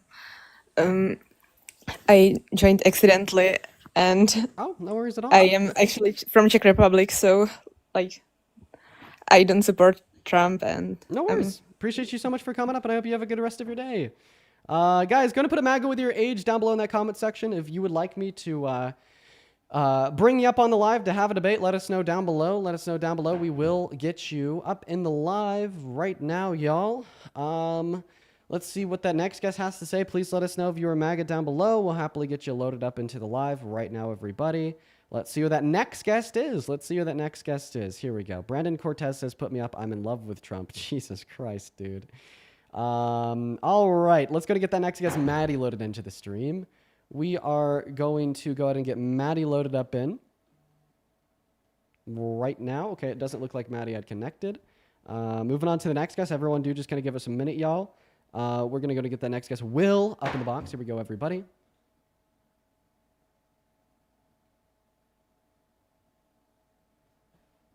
Okay, it doesn't look like Will's loading in either. All right, who's that next guest? Everybody just do be patient. We got Ryan loading up in. Everyone just be patient here. We are seriously looking for the next Trump supporter. It is proving incredibly difficult to get the next Trump supporter loaded into the box right now. What about Lotus? We'll try to get Lotus loading in. What about Corinne? What's going on, Lotus? Do you support Trump? Yeah, I support Trump, yeah. Okay, what about you, Corinne? Do you support Trump? For one thing, okay, he's going to end the penny, he said. And I was calling for that in 2017. I'm a paralegal from Sacramento. I could never hate other people. I love you, Dean. Bye-bye. Bye, Corinne. Have a good rest of your day. I don't know, man. I kind of like the penny. Like, what are we supposed to do with people's change? You know what I mean? Are we just supposed to give back improper change? I don't know. Edward, thank you so much for the 50 Canadian dollars over on YouTube Super Chat. Edward, that is so kind of you. Thank you so much, Edward. Let's get 500 Edward W's down below in the comment section for the $50 donation. Seriously, Edward. Thank you so much, man. As well as Danielle, thank you so much for the $150 donation over on PayPal. Jesus Christ, Danielle. Let's seriously get 1,500 Danielle W's in all of the live chats. Thank you. Danielle says, you say you don't deserve it, but you do. Thank you, Dean, for keeping me sane. I don't think I deserve it, but your kindness is so incredibly kind. I know that maybe an unnecessary use of words to say that your kindness is kind. You understand what I mean, Danielle. Thank you so much for your generosity. I appreciate you so much for the incredibly kind donation of $150. That is seriously insane, Danielle. That is way too much. But guys, let's show some love to Danielle down below in that comment section while we're hopping into this next debate here. Lotus, what is going on? Why do you support Trump? Well, yeah, I mean, he was certainly the better of the two options when in the last election. There's no doubt about that. But I mainly want to say that you continue to defame and lie about your argument with Goatman. I think that is egregious and disgusting. I think that you're kind of a bad person, man. Okay, well, let's debate about Trump. We've only been talking about that for a week and a half. Why do you support Trump? As long as you promise to stop lying about your conversations with him, right? How am I lying about something when I'm literally just playing a clip? I don't know, man. We're gonna choose to kick you and just move on to the next guest. I don't feel like trying to convince somebody that playing a clip where Goatman and his wife were talking for themselves in a conversation with me. How could that, like, I don't see how, like, any reasonable person could classify that as me lying when it's just like them on recording. Like, that is like such an unreasonable take. We're just gonna move on. I don't know. What's going on, Zach? Do you support Trump? Yeah. Age, please. All right, they left. Go ahead and put a MAGA with your age down below in that comment section. We're gonna get you loaded up into the box. You know, I just feel like all takes that we've heard about that husband and wife have just been so unreasonably bad. I would say like the one like not unreasonably bad take on the situation is to say that like my reaction was bad and there's a billion better things I could have done and I dropped the ball, right? That's like the only reasonable take is to say that couple was crazy. That couple was demonstrating heinous red flags, but still yet my reaction was bad and I dropped the ball. I'd say that is like the only reasonable take as it relates to the situation. But now, like, you know, everybody on the right now, and apparently even some people on the left, like that last guest, I've just held to such like unreasonable takes of like saying that I'm defaming these people. I'm lying about these people. I mean, I'm insane. I doxed an innocent father. Like, it's just all so crazy to me. What's going on? Do you support Trump? Yes, I do. Age, please. I'm 18. All right, take it away, man. Tell us why you support the man, the myth, the failure, Donald J. Trump. So he's getting rid of the penny. Okay. All right. And Hopefully, that's not going to be a main reason why you support him. That's a pretty minor thing. and he's keeping us safe during war. He's keeping us safe during war. How so? Well, he bombed the nuclear facilities. And Iran. Oh, so you think that like Iran possibly having nukes makes us unsafe? Yeah. Would you say if we had a president that literally greenlit Iran to further construction of their nuclear weapons, that would be like a damn near impeachable offense? I think he's keeping us safe. You're not answering my question. Would you like me to repeat my question? Yes, I would. If we had a president that literally greenlit Iran to further the construction of their nuclear weapons, would that be a damn near impeachable offense? No. No? Well, would it at least be like an offense that would make you stop supporting that president? Because you told us that like Iran getting nukes makes America incredibly unsafe. You might think that they might use a nukes on us. Well, if a president like greenlit them to further construction of their nuclear weapons, and you think they would use those nukes on us, if a president ever did that, would that be a red line? Would you stop supporting any president that ever greenlit Iran into further construction of their nuclear weapons? Not really. Okay. Well, now I just feel like you're being bad faith. Because at the end of the day, Donald Trump in 2018 did greenlight Iran into furthering construction of their nuclear weapons when he pulled us out of the JCPOA, but you're telling us you don't care. So why do you care about us apparently preventing them from having nukes, but you don't care about us allowing them to have nukes?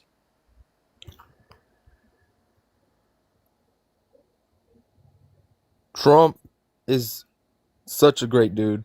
All right. We should all have faith in this man. Okay, why? And because he is an educated man. He's educated? Yeah. I don't think he's educated. Can you name one circumstance where he's ever spoken about policy intelligently in the last 10 years? Because I can't. I'm done. Did he just say I'm done?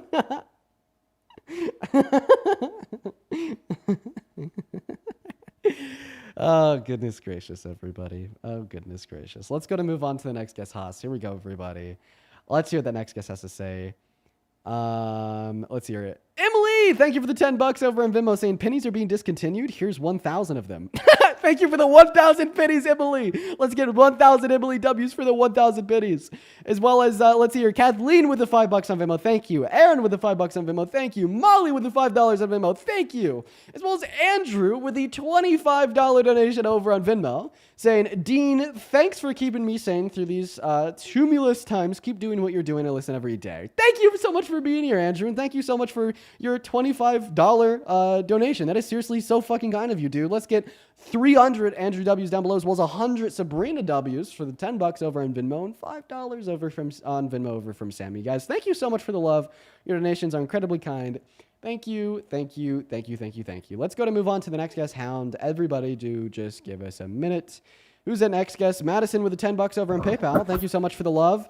Yeah, Madison, I agree with you. That was definitely rage bait. Thank you for the $10, Madison. Let's get 100 Madison W's, as well as Justin with another $10 over on PayPal. Let's get 100 Justin W's. Thank you so much. What is going on, Hound? Are you MAGA? Hound, you're loaded. Oh my God, alive. Yeah, what's up? Are you MAGA? Dean, I think you should be vegan. Okay. Are you MAGA?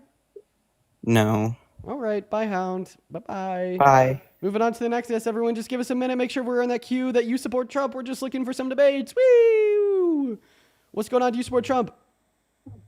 No, I just wanted to say that I love how educated you are, and I love what you're doing. Julia, that is so incredibly kind of you. Thank you so much for your kindness. Show some love to Julia down below for her kindness. Now, guys, make sure if we are joining in that queue that we're at least 18 years old. We're from America, and we support Donald J. Trump. Please, please, please, please, please, please, please, please, please, please, please, please, please. Welcome in 165799694. Do you support Trump? Yes.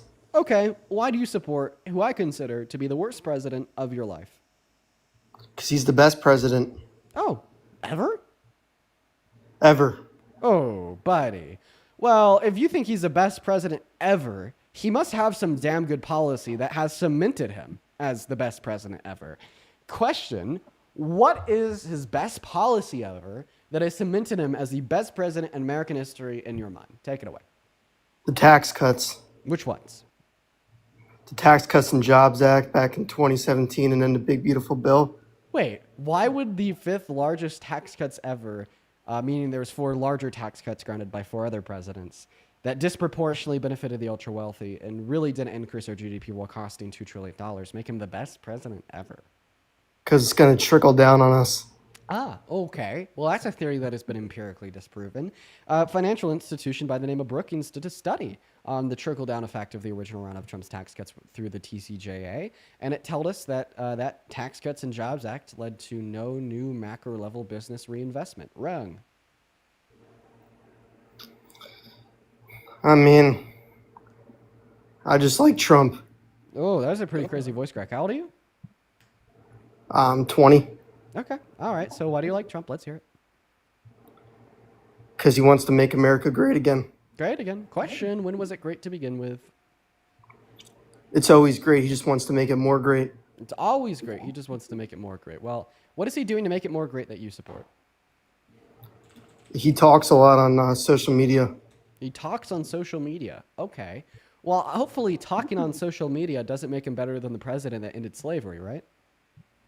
I mean, half the country thought it did. Half the country does not think that Trump is a better president than Abraham Lincoln. Where are you getting that completely nonsensical bullshit from? Oh, I thought you asked me why he got elected. My bad.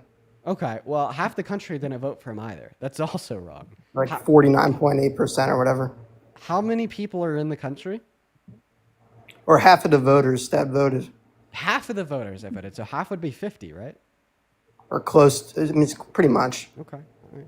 Well, you still haven't given us any substance insofar as why you support Trump. You said the Tax Cuts and Jobs Act. I debunked that. And now we haven't really moved anywhere from here.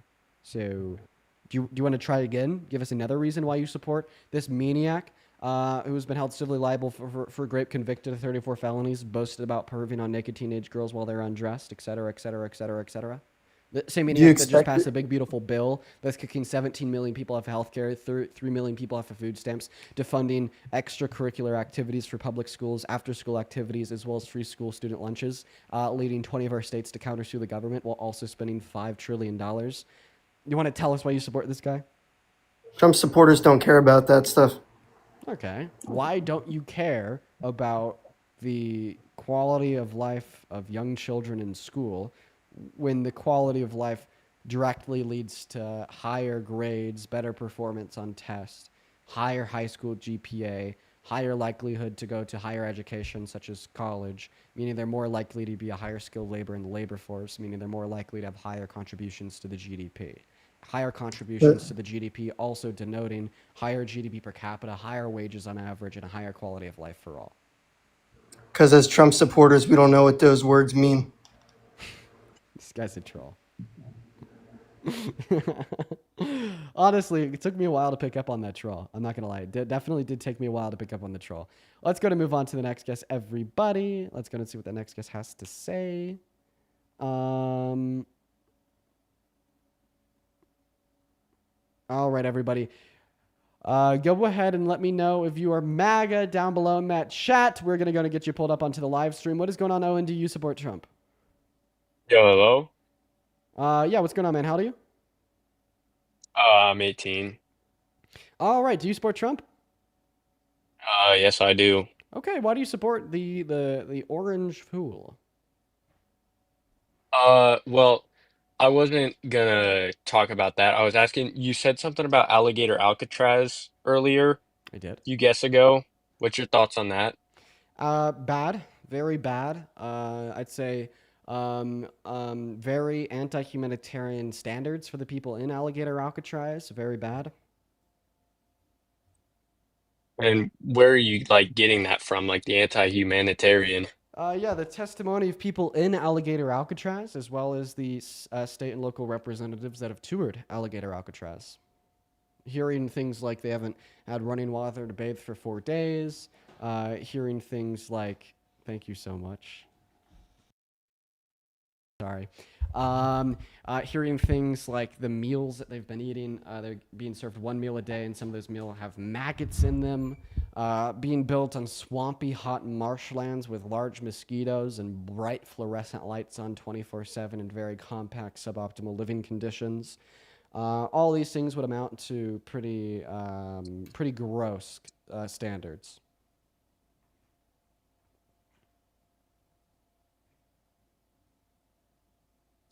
All right, I'm Googling something. And not to mention, I just disagree with the mass deportation as a whole. So like rounding up productive providers to the American economy that probably should be offered a pathway to residency or citizenship and putting them in this place where they're served one meal a day, sometimes with maggots, is pretty dystopian. Well, I looked up something and I couldn't find anything on the maggot situation. Yeah, it's coming from local CBS reporting 3 days ago after an interview with multiple inmates via telephone. Mm. Just look up Florida CBS, Alligator Alcatraz, one meal a day, maggots and food. You will find it. I think it's Miami CBS.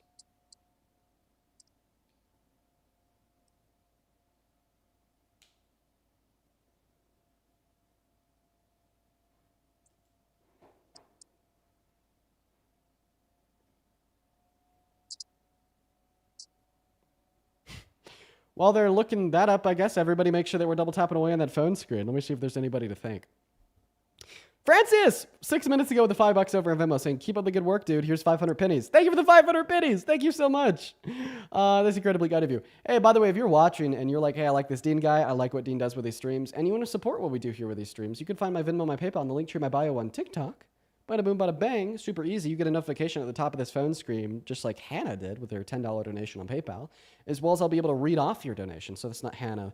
It's actually Hamish. Hamish, thank you for the $10 over on PayPal. They say, as a young American, I believe you are making a difference with your debates and love your content. We love you, Dean. I love you too, Hamish. That is incredibly kind of you. If you guys could show some love to Hamish in the live chat, that would be incredibly kind. That is Hamish. Let's get 100 Hamish W's down below. Now, Mr. Gus, Mr. Owen, where do you want to go from here? If you don't have a response to my thoughts on Alligator Alcatraz, feel free to move on. We could talk about multiple things, man. All right, so I looked that up and I see a quote on Google, so I that might be right or uh well, I was also seeing a lot of things that people were comparing it to concentration camps. What do you think about that? Well, I mean, the definition of what a concentration camp is does fit Alligator Alcatraz, if we're being honest with ourselves.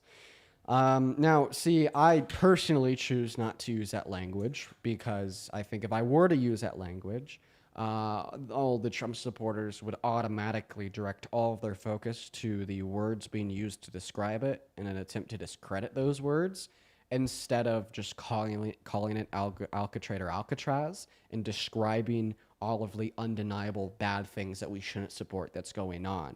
However, the definition of concentration camp does fit what Alligator Alcatraz is. Mm.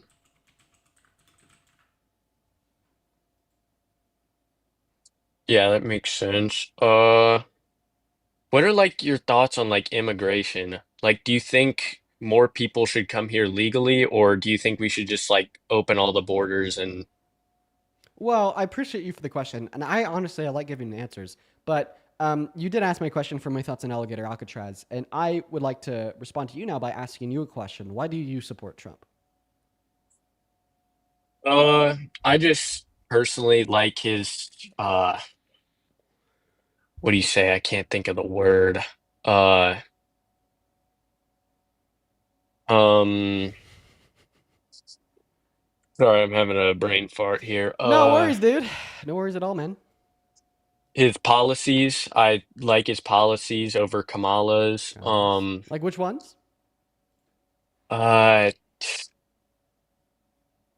I don't know any like names of them or like specific stuff, just like what I've heard And Well, what is have you heard? immigration What have you heard? Tell me what you've heard, and I'll be able to tell you what the policy is or if it exists.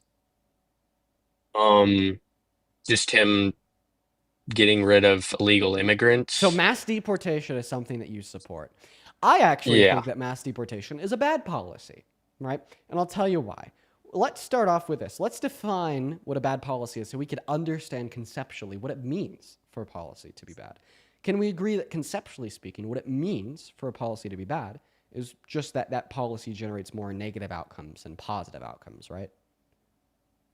Yeah, I would say that, but it's like if it's a bunch of like small negatives and a really big positive, Well, then it then wouldn't the be a bad big positive, right. It wouldn't be a bad policy yeah. because the Yeah. positive outcomes would outweigh the negative outcomes. So what about this? Mm-hmm. Because you made the Totally. claim, I'm going to give you the burden of proof to attempt to demonstrate the positive outcomes of mass deportation.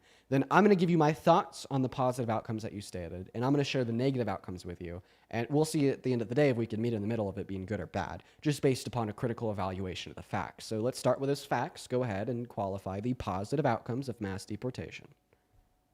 So if we got rid of, if we deported a lot of people, that would open up a lot of more jobs for American citizens.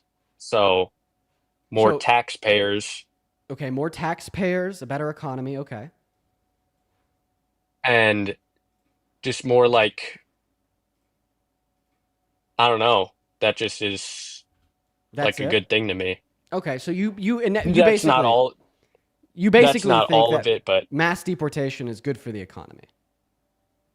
yeah, pretty much. Okay. Well, so typically I categorize people into like one of three categories when they support mass deportation. They're either willfully ignorant and deny the facts. They're either just uneducated and don't know the facts, or they've had false facts communicated to them, meaning they're misinformed, or they're just explicitly xenophobic and racist. So I believe you fall into that second category of simply being misinformed. The idea that mass deportation is good for the economy is complete misinformation. In fact, mass deportation has the opposite effect on the economy. So undocumented immigrants are more likely to participate in the labor force, which means there's 8.3 million of them working. When you forcefully remove them, the Center on American Progress tells us that our GDP will go down by 1.1 trillion through 1.7 trillion dollars a year. That is a huge hit to our economy. It makes our producers less effective and less productive, meaning they make less, as well as there's significantly less consumers. You're deporting 12 million of them, so there's less people buying those American goods. Overall, economic growth will go stagnant. You'll have less people making goods and you'll have less people buying those goods, which ultimately means there'll be less of a demand for those goods on both the demand and supply side, meaning there'll be less of a demand for jobs to make those goods, so jobs will go down. The economy's weaker. And I think at the end there you said, well, our government will have more money. That's not true, because those 8.3 million undocumented laborers, well, they pay taxes, $100 billion per year. So we're losing $1 trillion in revenue over the first 10 years based upon their direct contributions. We'd also be indirectly losing a shit ton of government revenue based upon the negative impacts to the economy that I described, as well as the GDP, as well as the cost of the operation is taking away more resources that could be better spent elsewhere. And that totals, according to the Center for American Progress, to also $1 trillion over 10 years. So all in all, government revenue goes down, government expenditure goes up, economy becomes worse, jobs go down, everything's less productive, people are less happy, lower qualities of life on average, higher levels of poverty. Because there's higher levels of poverty, there's also more crime, thereby completely disputing and refuting, like the economic reasons you told me you support mass deportation. Okay. It You kind of went a little bit fast there and you lost me at the first bit. GDP hit, our producers negatively hit, our consumer base negatively hit, overall economy negatively hit. That's like the high level overview of the economic implications of the mass deportation. Economy goes poopy. Producers make less. Consumers buy less. So do you think that we should have like an open border where we don't have like paperwork or whatever it is where people come here legally or Well, this is a deflection because right now we're not talking about border policy. We're talking about mass deportation. We're having a conversation if it's a good or bad policy based upon the pros and the cons. So you told me that a pro was that it was good for the economy. I was able to explain how it's actually bad for the economy, meaning that amounts as a con. So right now, we have more cons than pros generated by mass deportation. If you're going to be a good faith interlocutor here, you'd have to admit, without further conversation, right now, mass deportation is a bad policy, unless you could share with me any other pros. Give me a second. I'm Googling something. Okay. For the 5.1 thousand people over on TikTok, make sure that we're double tapping on that phone screen, folks, while he's Googling away. Real quick, oh my God, Alessandra, thank you for the $100 donation over on PayPal. Jesus Christ, Alessandra. Alessandra with a $100 says, here's 10,000 pennies. We love you, man. Alessandra, thank you so much for the 10,000 pennies. That is literally so kind of you. Let's get 1,000 Alessandra W's down below in the chat. Thank you so much for the 10,000 pennies. Fuck yeah, Alessandra. Thank you, thank you, thank you.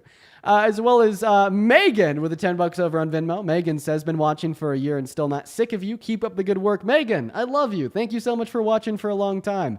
Huge shout out to Megan down below. As well as Elliot with the $10 over on Venmo. Elliot says, really appreciate you talking to and taking the time to educate. Some of my favorite friends are those that come from the other side of the aisle and have broken out of that hellish cycle. Thank you for making more of them, Elliot.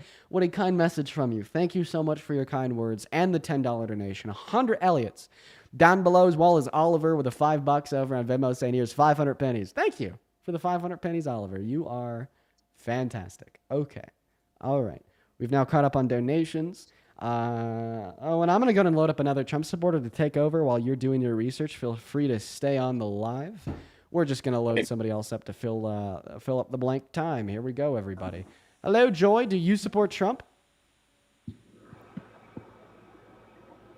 Goodbye, Joy. Make sure if you're in that queue, that means you are a MAGA. Let me know down below in that comment section if you'd like to come up and debate.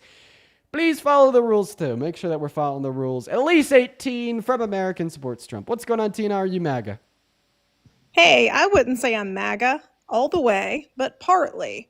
So you can probably educate me a little bit. But I do agree that if someone's in the country illegally, that we need to do something, right? If they broke the law, they came here illegally. And I know there are terrible circumstances that lead to those things, which, I have compassion for, but I also think that we have to have some sort of structural border that works. I don't know all the answers. I don't know the policies as well as you do. It's not my area of expertise, but I do think that, we could do it a lot more compassionately, but I think that we do definitely need to do something about the border. And people who are here that broke the law, to get here, I think that they should be sent back or put in a program. Why? Yeah, why should they be sent back? Because they broke the law in order to get here. Okay, it's the same but reason. Why does breaking the law in order to get here justify sending them back? Why does it not? Because it only generates bad outcomes for this country. So is it your view that because it benefits us to ignore law and order when people break the law, that we should just ignore it? So that was actually a false premise. I'm just simply saying I disagree with mass deportation. This doesn't mean that we should ignore law and order. In fact, we should enforce law and order as it relates to the undocumented immigrants that are in this country by offering most undocumented immigrants a pathway to residency or citizenship through the legal and lawful process of mass amnesty. Yeah. Now, the only person that's ignoring law and order here is probably you and other people that voted for or support Trump today. Actually, I didn't vote and for him. sentenced of 34 felonies and held civilly liable for grape. Yeah, actually, I didn't vote for him. I was very much a Kamala supporter. Kamala. Yeah, honestly, but as time has gone on, there are some things that I support. Number one, he is definitely, at least in my view and from what I've seen, more focused on building up our military. I see you laughing, so correct me where I'm wrong. I think he's terrible for the military. Why? Everybody in the military took an oath to uphold the Constitution. That's true. He's violated the Constitution. Hey, in many I circumstances completely and explicitly agree. called for termination of the Constitution as well. I hear you. I agree. I do think that he wants to spend more money and wants to build up our military more than President Biden did. I think that I think spending he'll more have money a. on our military is probably the last place we should be putting more money right now.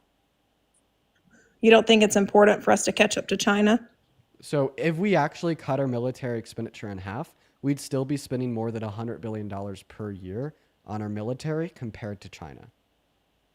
So do you think that our of course none of us knows, right? Because we don't get to peek behind the curtain. We don't know what our technical prowess is in regards to all of our military equipment and expertise. But do you believe that if we went to war with China over Taiwan or anywhere else for that matter, that we would be able to defend ourselves sufficiently? Fucking duh. No, not fucking duh. I don't know how much you have researched where we are in the military and what they have compared to what we have. We are significantly ahead of China. Like I said. In what way? If we cut Yeah, we have a lot more. in every I'm way. back, by the way. In expenditures or in expenditure and weaponry. I'm pretty sure there's not a single category where China has more than us. Has more what? Of a specific type of equipment? Anything. Like I'm pretty sure like the only other country out there that beats us within very specific contexts is like Russia having more nukes than us. And like maybe more aircraft carriers too. That's about it. No, Russia doesn't have more aircraft carriers. Oh. No, they don't. I wasn't even wrong about that. So, I don't know. That's my take. He seems a lot more pro-military, like he's willing to really focus on. He put a fucking drunk ex-Fox News anchor in his cabinet. I can't support that. I can't support that. Well, that just shows how bad he is for the military. I can't support that. What I can support is that at least, I feel like under Biden, we weren't even focused on it. Well, no, it's just because he didn't talk about it too much. Because our military doesn't need, our military should be like the last concern out of a billion concerns that need to be addressed. Like fixing income inequality in America is significantly more important than quote unquote fixing the military. So how do we do that? How do we fix inequality? Well, we could definitely take a step in the right direction by cutting taxes for 100 million American workers and low and middle class like Harris wanted to do, compared to cutting SNAP benefits, cutting Medicare, cutting school for the funding 1%. like Trump I wants agree. to do. I agree. I do also agree, though, that people who receive SNAP benefits and Medicare and who are physically able to work and are not working, there should be some stipulations. For Medicare, Do you no. not agree with that? I disagree for Medicare. Absolutely not. Yeah. Okay, maybe not for Medicare, but for food stamps. For food stamps, I'm pretty sure that's what we already have. I haven't put too much time into thinking if that's a good thing or not. I'd like to look at some predictive models to see what would the outcomes empirically be if we were to take off that work requirement off of food stamps. If the empirical outcome would be good, then I'd support it, but I just don't know what that outcome would be.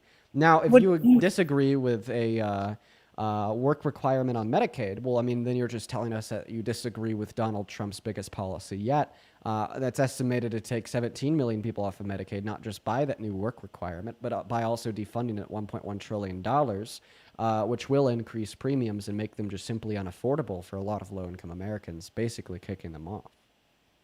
So do you think that if somebody is physically able to work, that they should be entitled to Medicare or Medicaid? Yeah, if somebody is physically able to work and they're low income, they should be entitled to Medicaid.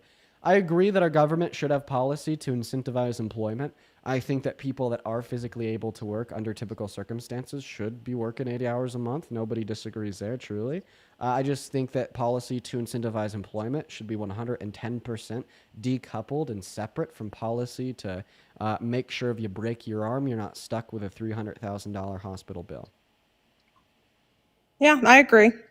But, I think a lot of it stems from, I don't know what a lot of it stems from. I think about it a lot and try to go back to people are raised in certain circumstances and they only know what they know. So if you come from a family who's educated, then you're more likely to be educated. If you don't come from that family, then you're underprivileged and you're more than likely not going to end up with a job that has good skills. I think we should definitely start there. But you see a lot of people having babies after babies after babies just so they can have food stamps and they don't want to go to work. That's frustrating. So that's actually just not true at all. What do you mean it's not true? Like what you just said is completely not true. So the average food stamp recipient, how long do they spend on food stamps? I don't know. Less than As I 12 said when I months. first started, less than 12 months. Yeah. The average food stamp recipient only stays on for less than 12 months. Yeah. Okay. That surprises me. Well, I mean, it's because you've been propagandized into thinking that food stamps are bad and just help lazy people stay lazy, when in all reality, social safety nets like food stamps unironically make it so people in low-income brackets have an easier time moving to median income brackets or high income brackets. It's called economic mobility. The more social safety nets a country has, the easier it is for them to scale and grow their own income. I'll give you an example of how this is the case. Imagine there's a single mother of 3. In order to pay for the necessities of her and her children, she has to very quickly get a job, because if she has to go through an interview process for 3 months, guess what? She won't be able to put food on the tables, meaning she's going to grab anything that's available, like a minimum wage job at somewhere like McDonald's. And because she has to get this job immediate, so she's going to get a low-paying job, she has to work 60 hours a week just to pay for the food that her and her family consume. But maybe if we had a system of benefits such as food stamps, all of a sudden she wouldn't have to be as focused on working 60 hours a week. With food stamps, maybe she could work 35 or 40. Now that she's working 40 hours a week with food stamps to help pay for food for her family, she could spend a little bit of extra time, maybe starting an online degree or getting a trade degree, or maybe starting an interview process for a higher paying job that she already has the qualifications for. Food stamps, social benefits, just simply give a little bit more structure to low-income families that need it, and that structure helps them scale and grow their income easier, because without that structure, they're more likely to just be perpetually focused on the bare necessities to live. Yeah, I agree. And I just looked up what you said, and you're right. People mostly stay on for about 12 months. So Yeah. you're right. It's a lot of negative. But I do think that we need to have more systems in place so that people don't take advantage of the system, because I do believe that people do take advantage of the system. How do people take advantage of food stamps? Not working when they can, when they're able to work. Well, I mean, didn't we just agree that there's a work requirement on food stamps? They just put in place a work requirement on food stamps. Not true. That work requirement No, has always been in place. increased the work requirements for food stamps. Is that not true? I've not heard that one before. Let's see.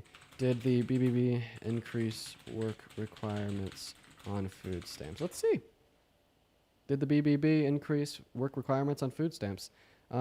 Yes, it did. Able-bodied adults without dependents expanded the work requirement to age 64, whereas previous the cap was 54, as well as it imposed the work requirement for parents whose youngest child is at least 14 years old, when it used to be 17 years old.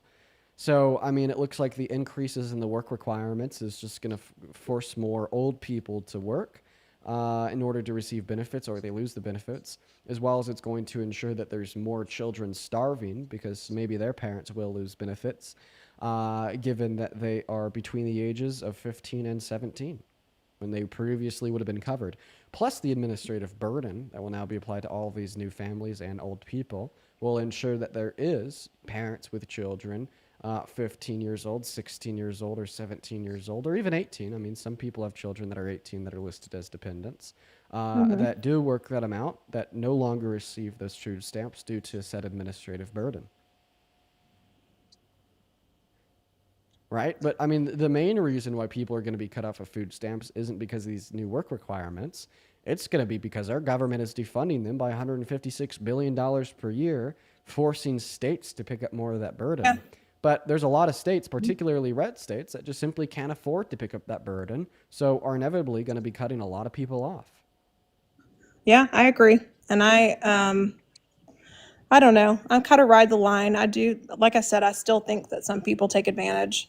I've seen on myself personally take advantage. Okay. When they can work, people that I don't want to divulge, where I work or what I do, but in my career, I see those people. And that's incredibly frustrating because they could literally help themselves and it's those people I think that there need to be more restrictions on. How about this? So How about this? Let me propose you a hypothetical. You're a fisher woman, and your fishing rod is pretty good. With your current fishing rod and bait, you catch 5 fish a day. That's it. You don't lose any fish. You just catch 5 a day. Now you're offered an upgraded fishing rod, and with this upgraded fishing rod, you catch 7 fish a day, but you lose 3. Right? So compared to the first fishing rod, you're losing more fish because now you're losing 3 fish compared to 0 fish, but you're also catching more fish. You're catching 7 fish compared to 5 fish. What fishing rod is better? So, what was the net outcome of fish between those two? You lost me. The net outcome on the second fishing rod is 7. The net outcome on the first fishing rod is 5.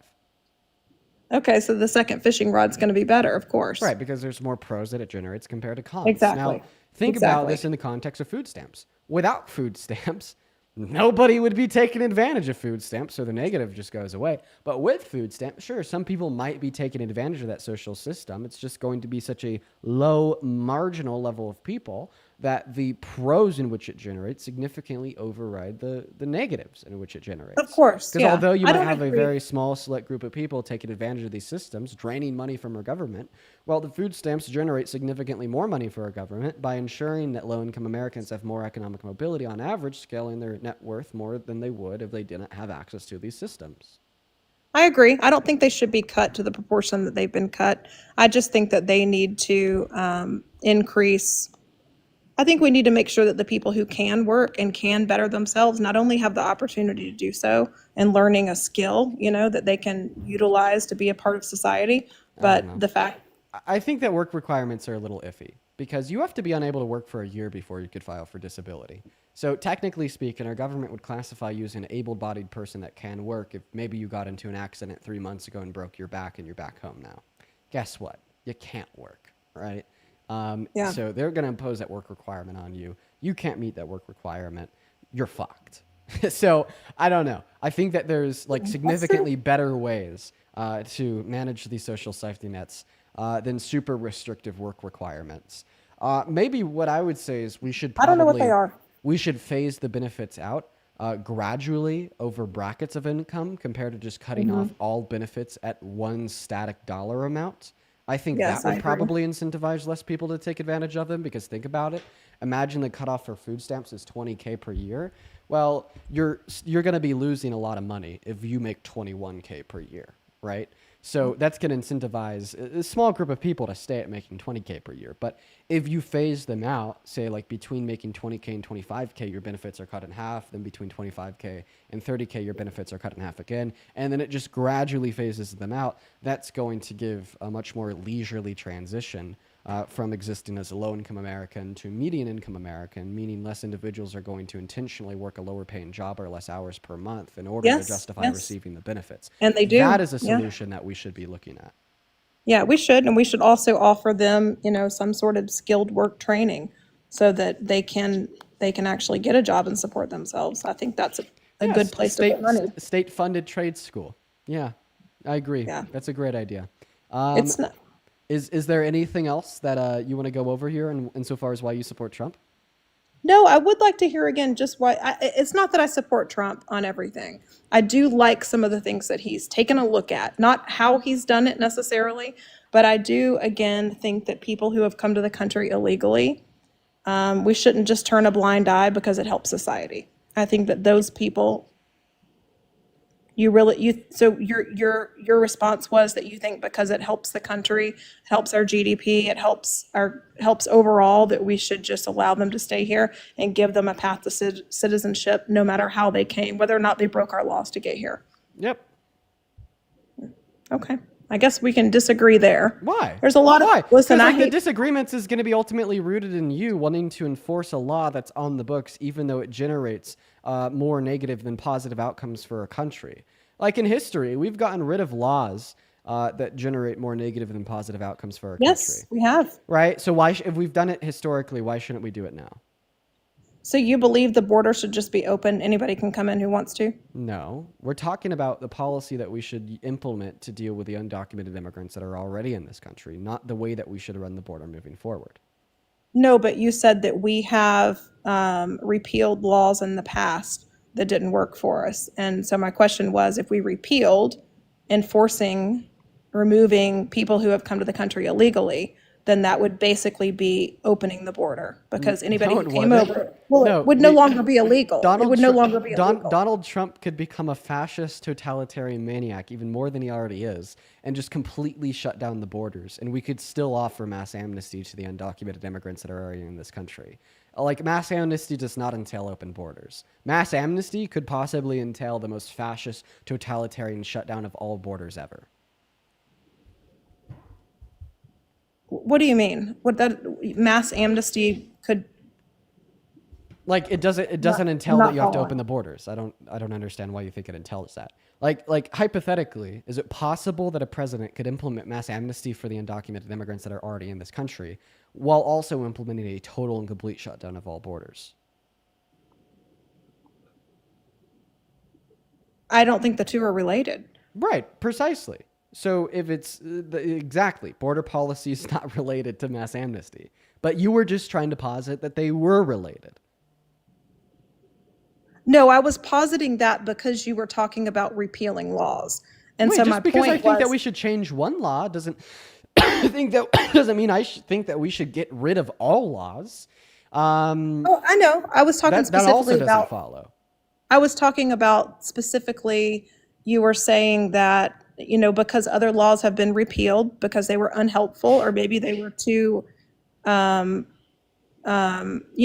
punitive. That one of those laws that maybe we should consider repealing would be the fact that if somebody comes over our border illegally, that we should repeal that law so that they're not considered illegal. Is that not what you were talking about? No, that's not what I was talking about. I was talking about what we should do with the undocumented immigrants that are already in this country. Oh, okay. I gotcha. So wouldn't that encourage other people to continue coming the same way? Only if we didn't do anything to make the legal means of entry into this country faster. If undocumented entry became a faster way to claim citizenship, sure, you might be able to posit that. I just think that we should offer this expedited pathway to residency or citizenship for those which would qualify to everybody, not just undocumented immigrants, but also legal immigrants waiting for legal entry. However, historically, when Reagan implemented mass amnesty for 3 million undocumented immigrants and did not make the legal means of entry into the country any better, we actually saw no evidence to indicate that this increased undocumented entry. So, actually, no. Yeah. Okay. You might be right. I just think that, people who have broken the law to come here, I don't agree with mass amnesty. I think that. Okay. Why? You want to come here? Detail one negative outcome of mass amnesty that makes you disagree with it. Just what I said. Just what I just said. So what's the very specific negative outcome? The very specific negative outcome is that we are disregarding our laws. Disregarding our laws. So, like, for instance, we wouldn't be Not that we disregarding don't the do law. it in other Wait, one ways. second. Not that we don't wouldn't. do it in I other just want to ways. clarify. We wouldn't be Okay. disregarding the law. We'd be changing the law. Whoa! We'd be changing the law for making the enforceable offense. The enforceable punishment of undocumented entry. We'd be changing that from removal to amnesty in some cases. Whoa! We'd be changing the law. Are you now going to argue that you disagree with changing the law? Because if you make that argument, maybe this would entail that we shouldn't have changed the legality of gay marriage. All of a sudden, you're crazy. Maybe we shouldn't have changed the legality of racial segregation. That's nuts. Of course we should be changing our laws as we learn more and we become a more enlightened intellectual society that better understands the positive and or, in this case, negative implications that are caused by the laws that already exist on the books. Obviously, we should be updating the laws in accordance with what is good and bad for the people in this country. Are you saying mass amnesty for everybody who's here illegal, or would it be dependent on that specific person? Mass amnesty for an undocumented immigrant without prior violent offenses, prior nonviolent crazy criminal offenses, outstanding warrants from other countries, etc.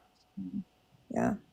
I don't know. I guess I just disagree. I think that Why? if they came here illegally, because I believe if they broke the law to get here illegally, then they have a criminal history. That's a criminal history right there. So I don't think that a misdemeanor of undocumented entry as a victimless crime is sufficient to justify removal. In many cases, it's not a victimless crime. In many cases, we're paying for it. Oh, so you think that undocumented immigrants are a drain on the economy? I think some of them are. Some of them? Oh, so when we look at a demographic as undocumented immigrants as a whole, does this demographic drain the economy? Honestly, I don't know. I'm sure that there's a lot of benefit, with undocumented immigrants being here because they take a lot of jobs that other people don't want.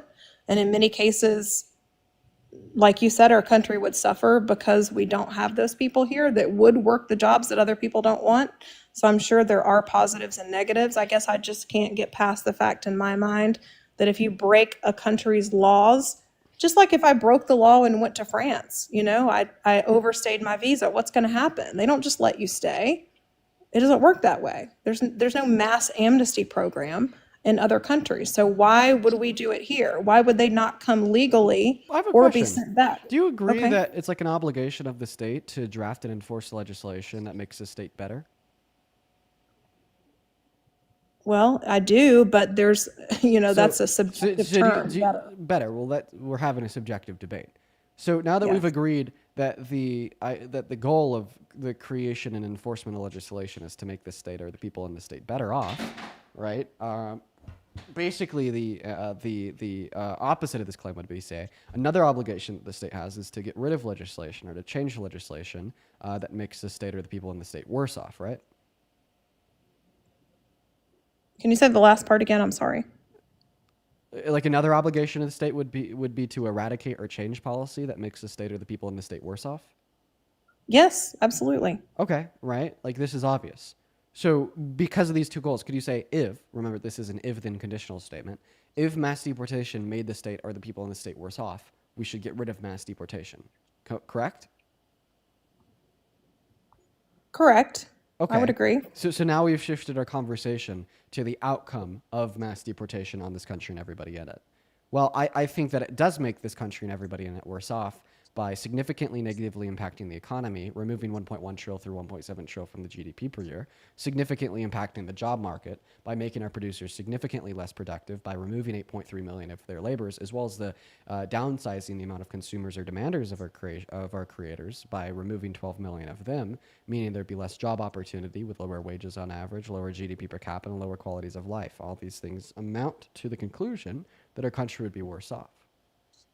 Yeah, you might be right. Listen, I think we definitely agree on more than we disagree on. I didn't vote for Trump, but these are some of the things that have Well, always. now if you say that, I might be right about the idea that mass deportation makes our country worse off, and you agreed the state has an obligation to get rid of or change policy that makes the country worse off. This is a concession saying that we shouldn't do mass deportation. I wouldn't say it's a concession, but I would say that I want to do more research Okay, all right, sounds for good. myself. Is there anything else you want to talk about? No, I don't think so, but thank you for the conversation. I appreciate you being respectful. And I actually, like I said, I agree with most things that you say. Those are just some sticking points that as much as I hate Trump and I do hate him, I do agree with those few things that he's doing. I think. That's the liberal perspective for everybody in the chat. Maybe for those watching over on YouTube, that is the current status quo of the DNC. Just putting that one out there. What do you mean? Like your perspective on deportation, maybe not mass deportation. I think you're definitely is a little bit more right leaning than what the Democrats currently uphold. Yes. But like your thoughts of mass amnesty and your thoughts generally speaking of deportation are what the democratic institution thinks. So I mean I will be incredibly respectful to your view because I genuinely want to change it. You know, I don't want to get like a gotcha moment on you. I don't want to get a slam dunk on you, and I don't want to leave you like unwilling to listen to me and to hear me out for what I want to say, because I truly want to see this radical change and the beliefs that are propped up by the Democratic Party. Yeah, I thank you. I like having conversations with people. Cool. So it's interesting. I always learn something. Well, I hope you have a good rest of your day. You too. Thanks. All right, we're gonna go to move on to the next guest. Actually, Owen, it's back to you, man. Hello. Hello? Hello. Oh, I honestly forgot I was in this. What? I don't really have anything else to say. Okay, bye, Owen. We're going to move on to the next guest. Everyone, just give us a minute. Go to put a MAGA in that chat with your age. We'll get you pulled up here. There's a handful of people that we got to thank. First and foremost, Alpha Phoenix. Thank you so much for the $20 super chat over on YouTube. Saying, I grew up poor and my mother worked 3 jobs trying to feed us and keep a roof over her head, but without Medicaid and food stamps, we would have literally starved. And when I broke my leg as a child, that bill would have destroyed us. No, Phoenix, it happens all the time. I'm so sorry that happened to you, and I hope that you're doing better now, man. Thank you for the $20 over Super Chat, as well as a little bit of a background on your family and where you come from. Those anecdotes are incredibly important.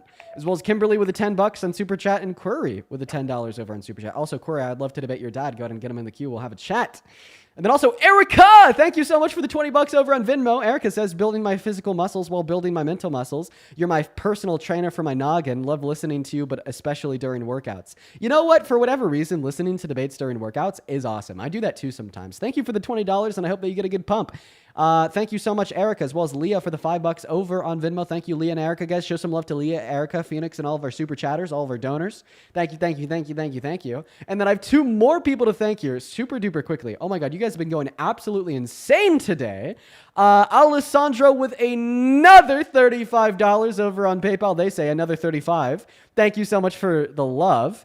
If my math is right, I finally donated $1,000 to you. Alessandra, that's insane. Thank you for the love. You do not need to donate that much money to me. Jeez, Alessandra. Thank you. Show some love to Alessandra down below in those live chats, as well as Sandra with the $110 donation over on PayPal. Oh my God. Sandra, show some love to Sadra down below in that live comment section. That is spelled Shraddha.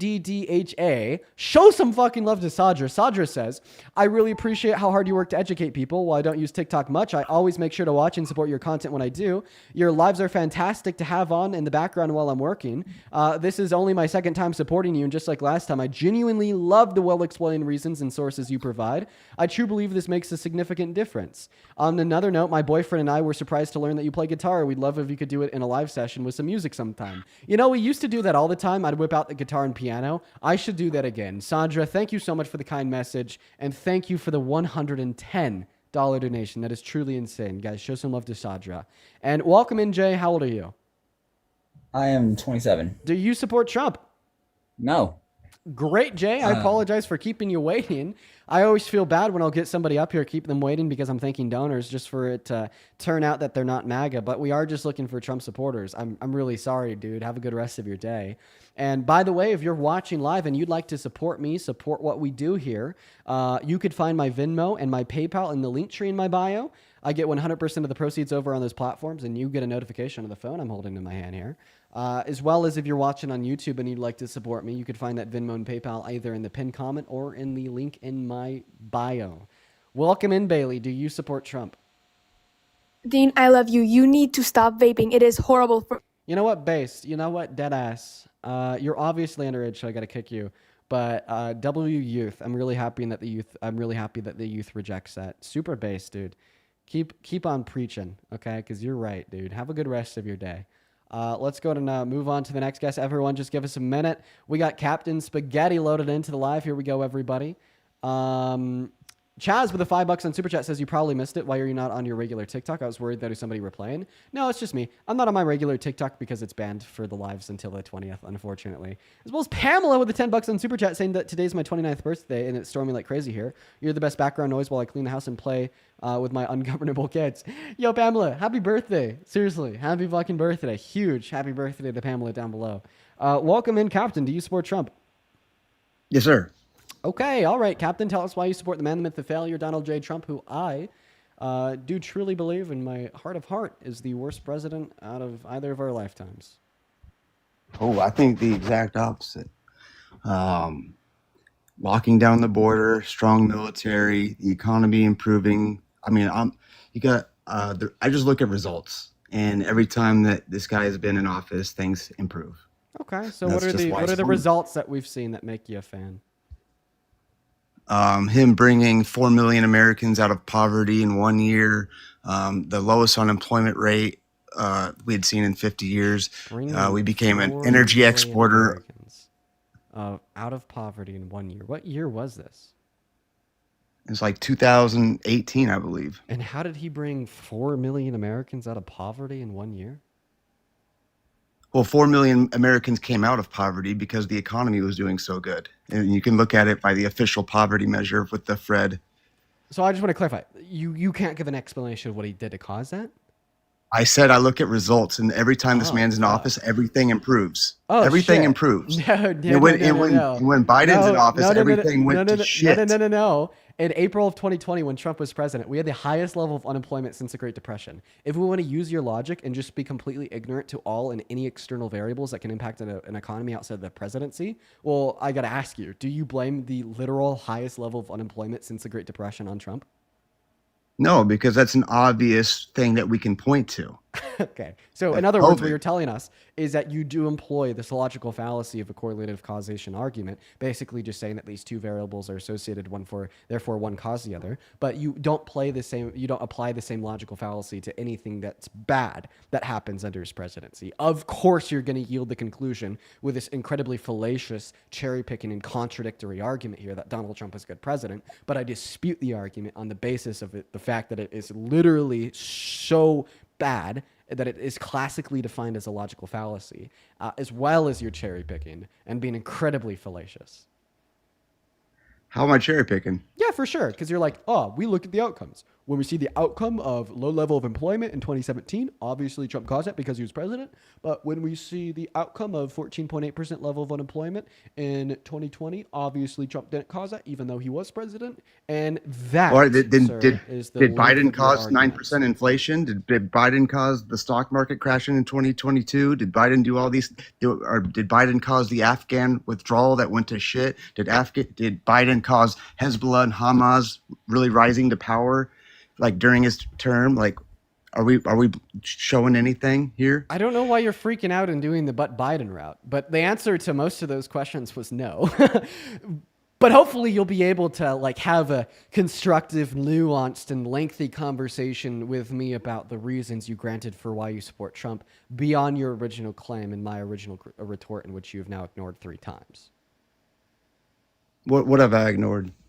Yeah, the fact that your argument hinges on a logical fallacy as well as cherry picking. It's not hinging on a logical fallacy. You can look across the board at almost everything improved under Trump. Do you know what a correlation causation fallacy is? I do. What is it? It's like a confounder in a study. It's just because two variables are associated with one another doesn't mean one variable. But we're not talking about two variables here. We're talking about across the board, everything got better. You are talking about two variables. The first variable being the fact that Trump is president, and the second variable being miscellaneous factors of either the American economy or otherwise, right? And what you're doing is you're saying because he's president, he must have caused these things, okay? Well, I didn't just critique your argument by saying it's a logical fallacy, game over, even though it is, and that does mean game over. I critiqued your argument by naming other things that has happened under his presidency, such as the highest level of employment in the last 100 years. And your response to that was to ignore your original argument, which was a correlation causation fallacy, and just say that he didn't cause it and something else did. Well, now that you've accepted that external variables can influence things in the American economy, meaning that the president doesn't necessarily cause everything that happens in the economy, in order for your argument to follow, you'd either have to give me a deductive case or an inductive case to attempt to demonstrate that Donald Trump caused, for instance, 4 million people to be lifted out of poverty in 2018.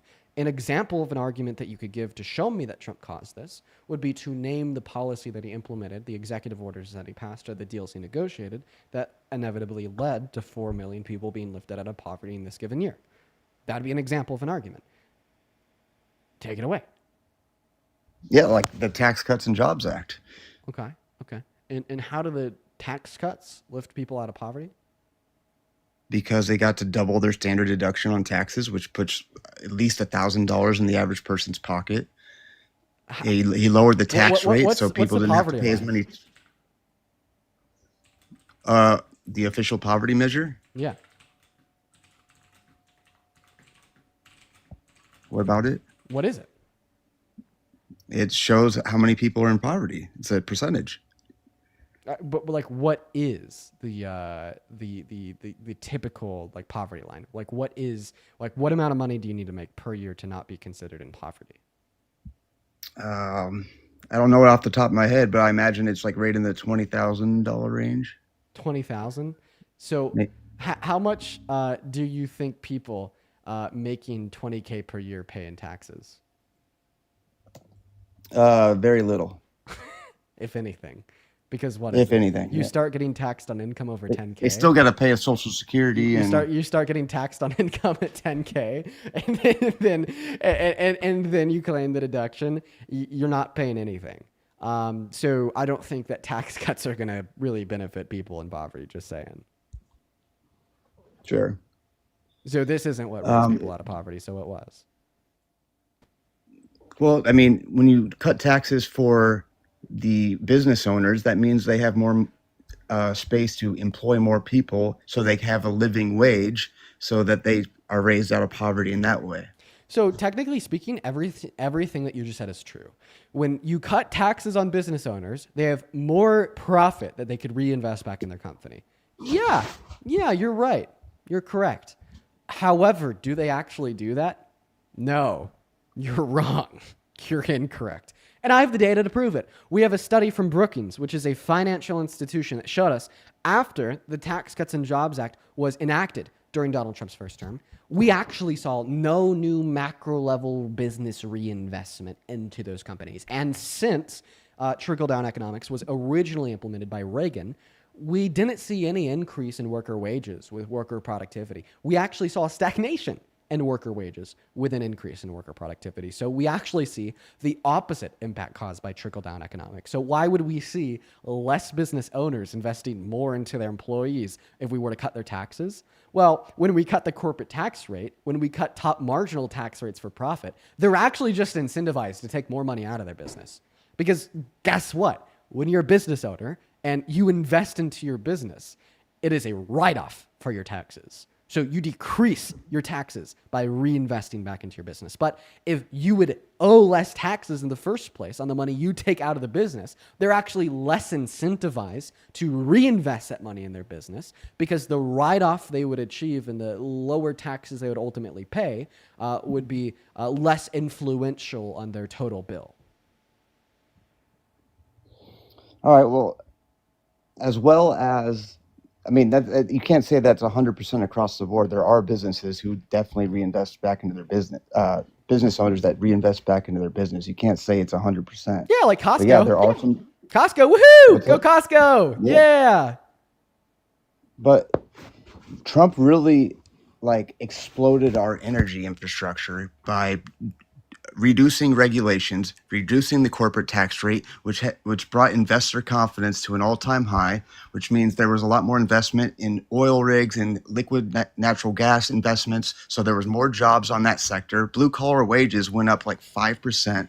Pre-COVID, Trump added 7 million jobs to the economy. And it's things like that, like the deregulations, lowering corporate tax rate, which allows these companies to hire more people and bring them out of poverty. Yeah. Well, for a lot of the points that you just made there, like adding 7 million new jobs to the economy, that is going to be refuted on the same basis that I refuted your claim that 4 million people were lifted out of poverty. That's just not something that you'd be able to demonstrate he caused. Not to mention that it's also very disingenuous to posit, even as a claim, that that's what happened under his term. Because if we truly look at how many jobs were added and lost to the economy under his term, we actually see that over his 4 years, he had a net loss in jobs. Another claim that you made there was that the real median wages... That's a fallacy as well, then. Correct. I can't say that Donald Trump caused the total loss in jobs. Good job. You're actually right. And then to move on to the other claim, you said that real median wages grew by 5% during his term. No, real median wages grew by 2.8 or 2.2%, depending on where you start your start date. So that one's just analytically wrong. And then you made another claim that he... I said blue-collar wages. Blue-collar wages. Yes, sir. Non-supervisory roles. Okay. All right. Well, I'd love to see your data on that, but if you could provide data to show that blue collar wages did rise by 5%, A, that's still less than the average median real wages rose under Biden and Harris's administration at 5.8%, and B, it'd be unlikely you'd be able to indicate to me any policy that Trump signed into law that caused that. As we already went over as economic policy, the tax cuts did not incentivize employers to reinvest back into their businesses, and that's the empirical outcome that we saw. And then C, your first point there was about him investing into energy infrastructure and how energy production in America exploded because of his deregulation. Also not true. Completely false. We actually saw that the Biden-Harris administration created more oil than the Trump administration domestically. The most oil ever produced in a given month under Trump's admin was in December of 2019 at 12.9 million barrels of oil per day. Turns out, under the Biden-Harris administration, from around June of 2023 until their term ended, they were able to produce over 13.2 million barrels of oil per day. See, this is where you have a not full understanding of how oil projects work, because when deregulation happened under Trump, there was tons of investment into the energy sector, and anybody in the oil field, even Mr. Global, will tell you there is a lag effect that happens where it takes years and years for these things to pop up to start producing oil. So Biden administration benefited from the investments made under the Trump administration. So there's just like one of those things where you just don't understand about what's going on here, because Biden tried to pause all drilling on federal lands, and he was overturned by a judge that says you can't do that. So Biden, wrong. Quite frankly, he actually approved more drilling permits on federal land than Trump's administration. Politico Pro tells us he approved 50% more drilling permits. And then about your claim relating to investment, if you think that investment into energy, investment into American manufacturing is important, you would be a Democrat. Could I tell you why? you can try. You seem to like your numbers. Go on Google and type in investment into U.S. manufacturing per year, FRED, pulling from the Federal Reserve Bank of St. Louis, which is a source you gave me earlier. What you will see is under Trump's admin, it was kind of stagnant. Even if we ignore COVID, from the day he entered into office till the day he left, no real change. You look at the Biden-Harris administration, fucking boom! It was crazy. We had one of the largest jumps in investment into American manufacturing that we have ever seen. And then the day Donald Trump won the election, after running on an agenda of tariffs, investment went stagnant, and it actually went down in the first financial quarter of this year once he ultimately imposed them. So if you care about investment into American manufacturing, Daddy Joe Biden would have been your Lord and Savior, sir. Well, I would refute that by saying that under Trump, pre-COVID, he had added over 500,000 manufacturing jobs alone, and that was the first sustained increase in manufacturing jobs since the 1970s or 80s. Okay, for sure. How did he add those jobs? Well, oh, wait. You don't know. It's just another claim about what happened. Lowering the corporate tax rate by now we're circling. Taking away regulations. We've already went over. We've already yes, went but over. It's the same concept. We've already went over how the Tax Cuts and Jobs Act, including their reductions in the corporate tax rate, did not add jobs to an economy, because adding jobs as a result of the bill would have indicated more macro reinvestment into these businesses, and that's just simply not an outcome that we saw. Don't make that claim. I already proved it wrong. It's not proven wrong. That's I did. The thing. It is proven wrong by the Brookings study that shows that there was no new macro level business reinvestment caused by the tax cuts. That absolutely proves that claim wrong. 110%. One study doesn't prove anything wrong. Just like in the medical field, like one study doesn't do anything. You have to have a meta-analysis of peer-reviewed studies to actually prove something. One study can show you something, but it doesn't mean it's proven. So I'm going to quote you. You just said that you need a meta-analysis of multiple peer-reviewed studies to prove something. Well, you said it was a proven claim that Donald Trump added 4 million manufacturing jobs to the economy. This means that you have a meta-analysis of multiple peer-reviewed studies to prove that he added 4 million manufacturing jobs to the economy. Do you mind if I ask you to show us all your meta-analysis of multiple peer-reviewed studies that prove he added 4 million manufacturing jobs to the economy? No, these are statistics given out that are facts. You're trying to point to Wait, so something could be a why fact certain while being statistics unproven? happen. There's a difference between what I'm saying and what you're saying, Wait, because wait, you're wait, trying wait, to wait, give a wait. reason why statistics are Wait, happening. I'm I actually just giving want you to clarify. statistics. I just want to clarify. You just said that this was a fact. So can facts be unproven? Sure, yeah. Potential facts, I guess, or If you claim something to be a fact, I guess facts can be unproven. That was stupid. If you claim something to be a fact, is it reasonable for me to expect proof? no, that's reasonable. Okay. As if it's reasonable for me to expect proof for your facts, give me the meta-analysis of multiple peer-reviewed studies, which you said is the only thing you could use as proof to demonstrate your claim that Donald Trump added 4 million jobs to the economy was a fact. And then also in response to the other gibberish that you just said, you said that you're giving me statistics. I was giving you what caused these things. Well, that was incredibly disingenuous. Was your claim not that Donald Trump caused these 4 million jobs to be added to the economy? No, I agree. I think he did. I think So his that was your claim. So then consumer confidence, go ahead and give me the meta-analysis of multiple peer-reviewed studies to prove that. I don't have a meta-analysis of that, but that's, like I said, that's then you why can't I believe support Trump, because that's what I believe. Wait, if you don't have a meta-analysis of multiple peer-reviewed studies to prove that, then in accordance with your own word of mouth, you cannot believe that. You are the one that said I can cannot believe be it. proven. Okay, then you believe something unfoundedly with no evidence, or at least not sufficient. No, there's evidence. You're the one that said sufficient evidence to believe this would be a meta-analysis comprised of multiple peer-reviewed studies. Not Is to that believe something it. that I you said to prove it as fact. Oh, okay. So is you're what I said. basically saying that this belief that you hold is not proven. I mean, there's not a lot that can be proven as a public citizen with as many variables as there is, right? We have our own beliefs and we have our own educated guesses, but a lot of these things we cannot absolutely prove. When you And say you know that. when you say absolute proof, do you mean something that is 100% clear? I guess. Well, I don't think that's a standard of evidence that anybody is operating off of ever. I can't absolutely prove to you that it's 100% certain that I'm a real person, and it's rather possible, although incredibly unlikely, that I'm a brain in a vat and everybody else is AI. So that's not going to be the level of evidence that we operate off of ever. The level of evidence that we typically would operate off of is something that's more likely than not to be true, or something that's going to be true beyond a reasonable shadow of a doubt.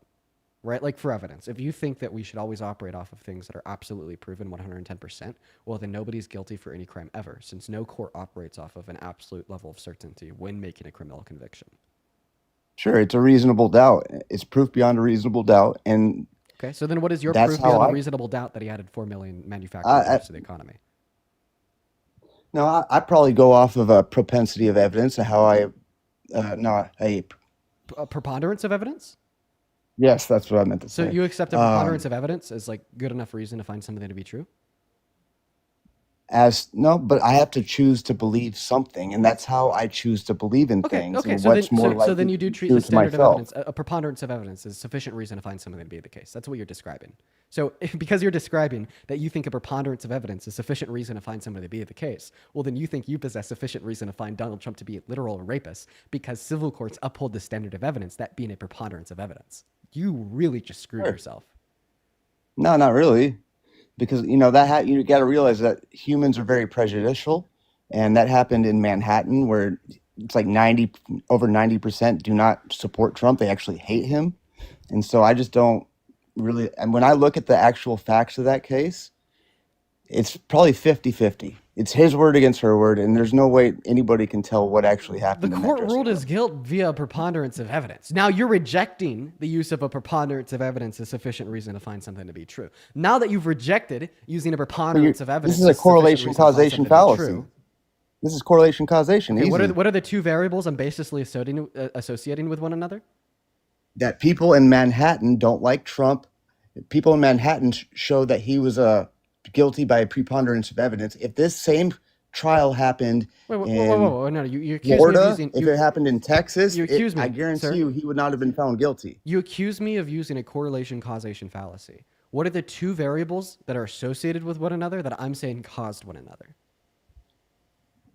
That he was guilty beyond a preponderance of evidence, and that this happened in Manhattan, where everyone hates Trump So wait, and wants to see him. wait. So you're You're- saying you're so? correlating- I'm saying, what are the two variables? What's variable number one? That he's guilty Okay, of variable number one is that he's guilty. What's variable number two? that. The preponderance of evidence happened in Manhattan, where everyone hates him. Wait, I'm saying the fact that there was a preponderance of evidence found by a unanimous jury of 9 in a civil court is what caused him to be guilty. In It's not a Manhattan, correlation causation That's fallacy. important context you're leaving out. Whoa. How is that a correlation causation fallacy when it is literally the fact that the jury found a preponderance of evidence? That fact is what caused his guilt. Yes, that is not a fallacy. That is true. The causation this is like the saying fact that it happened in Manhattan is what I'm telling you. That's the causation of the guilty. This is like saying that when Jeffrey Epstein was found guilty by a criminal court, that it would be a correlation causation fallacy for me to say that because all 12 jurors ruled his guilt beyond a reasonable shadow of a doubt, therefore that's what caused his guilt. You have no clue what you're saying. You're getting tripped up. No, it's the causation is that these people in Manhattan hate Trump and they want to see him fail, and they were going to vote him guilty no matter what. Oh, they're going to vote him guilty no matter what. All 9 of them, even though some of them were chosen by Trump's jurors. Trump's lawyers. I think that's going to be a very hard claim to prove. That's ultimately going to amount to a conspiracy theory. Yeah, definitely amount to conspiracy theory. That's just speculative. That's what I believe. Okay, so what were the names? Sure. What were the names of the and political affiliations of the 9 jurors? I'm sure they were all Democrat. Well, we'll see. That's an assumption. See, we don't do assumptions here. We do facts here. Right. Well, I mean, when over 90% are Democrat or hate Trump in that city, like statistically, at least 8 of them are going to be Democrat and hate Trump. So that would actually also not be true. The first reason this isn't going to be true is because that would be just a random selection of a populace, right? If we're imagine that we're doing like a poll or a study on like the populace of Manhattan, right?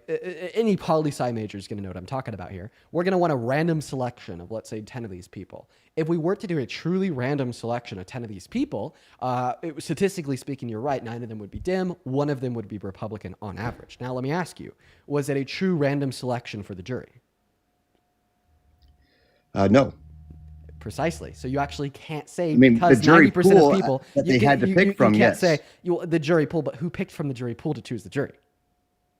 Sure, but They're not allowed to say. You actually don't have enough. Sure. You do not have. They aren't sufficient allowed reason to to say believe their political affiliation. That though, 9 when out of picking 10 of them are going to be Democrats. Because of that fact that they were not randomly selected. They were selected by both the attorney of E. Jean Carroll as well as Donald Trump's own representation. You have now refuted the fact that you have good reason, or at least ample reason, to believe that 80% of the people in that courtroom on the jury were Dems. Now, even if that claim was true, that meant that one of them would have been a Republican. And how many of the jurors ruled his guilt?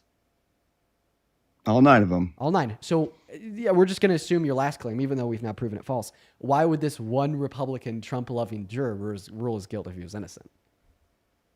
Well, he probably just wanted to go home. Oh, well, see, now you have an explanation for everything. Couldn't you just say if this court was held in a state like I have a Texas guess. with a jury that was all Republican, if they ruled their guilt in that scenario, you just say, well, he was innocent, and these 9 Republican jurors ruled his guilt because they wanted to go home. Sure, but see what I mean? At So the now end of we've the seen how day, your he logic wasn't would found tell guilty by the claim that beyond a he's reasonable innocent doubt. in your head in any court he's in. Sure, but I'm just saying he was not found guilty beyond a reasonable doubt. And if you look at the evidence, there's no way anybody could convict him beyond a reasonable doubt because there was literally not any evidence that could make you think that. Well, beyond a reasonable doubt. now you're rolling back to the claim that his guilt wasn't found beyond a reasonable shadow of a doubt. You've actually reaffirmed multiple times throughout this But you conversation can't- that you do not use a standard of evidence that being a reasonable beyond a reasonable shadow of a doubt to justify your claims. Like earlier, you made the claim that Donald Trump added 4 million jobs to the economy simply because it happened in the country while he was president. A reasonable doubt to that claim is the fact that external variables can influence what happens in the economy outside of the executive branch of this government. So what such as- external variable happened there? Well, just allow me to finish.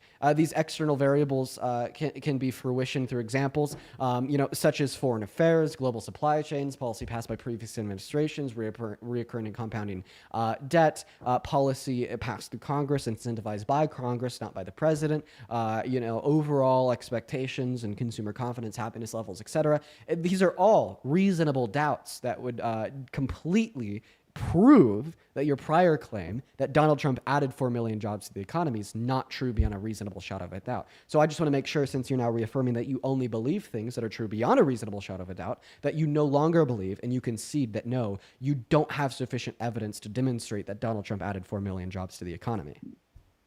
No, I'm saying that you can't say that it's a fact that he is a rapist when it's the evidence was by a preponderance of evidence You're in not- a highly democratic city.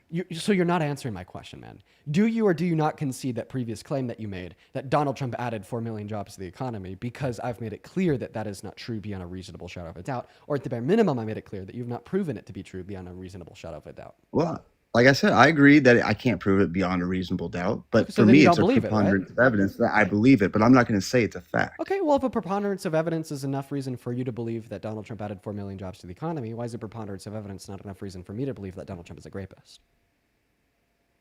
You can believe that. Great. You've just told me I'm justified in finding the commander-in-chief to be a rapist. You no longer have any internal critique of my view insofar as why I don't like him, because obviously we shouldn't like rapists. You're essentially telling me that I'm justified in not liking Trump. You're justified in that way, and I don't agree with everything Trump does, but I think he's the most effective medium for pushing views that I like a strong border, a strong military, adding manufacturing jobs, and having blue collar wages go up. And when I see that he's in office, these things all happen. So it's just by preponderance of evidence that I think that Trump is the better candidate. What's your favorite Trump policy? Ooh. I mean, I like this new one that he's trying to do, where he's trying to help out the lower class by having tax deductions on tips and overtime and all these things. Oh. That's probably my favorite right now. Okay, well, the CBPP tells us that the big, beautiful bill actually hurts people in the lower class and some in the middle class. It hurts everybody at or below $51,000 per year pre-tax income. Yeah. And the way that it hurts them is through massive cuts to Medicaid, massive cuts to SNAP benefits, massive cuts to the Federal Department of Education, massive rollbacks on IRA clean energy tax credits, which are expected to reduce the production of clean energy by 72%, thereby increasing the cost of energy for the average household by $400 per year.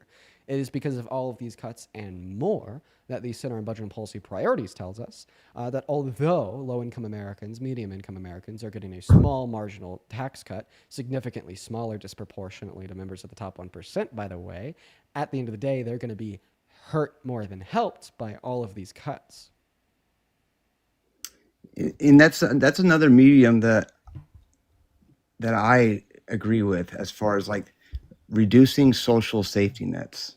I agree that you shouldn't incentivize people to be lazy. I think you should incentivize people to be successful, and that make it rewarding for that when you actually put in the work and you are hardworking, that you can be rewarded at the end of the day, because that's how advancement and innovation happens, because people are so strongly competing with each other. Do you think that keeping poor people poor is a success?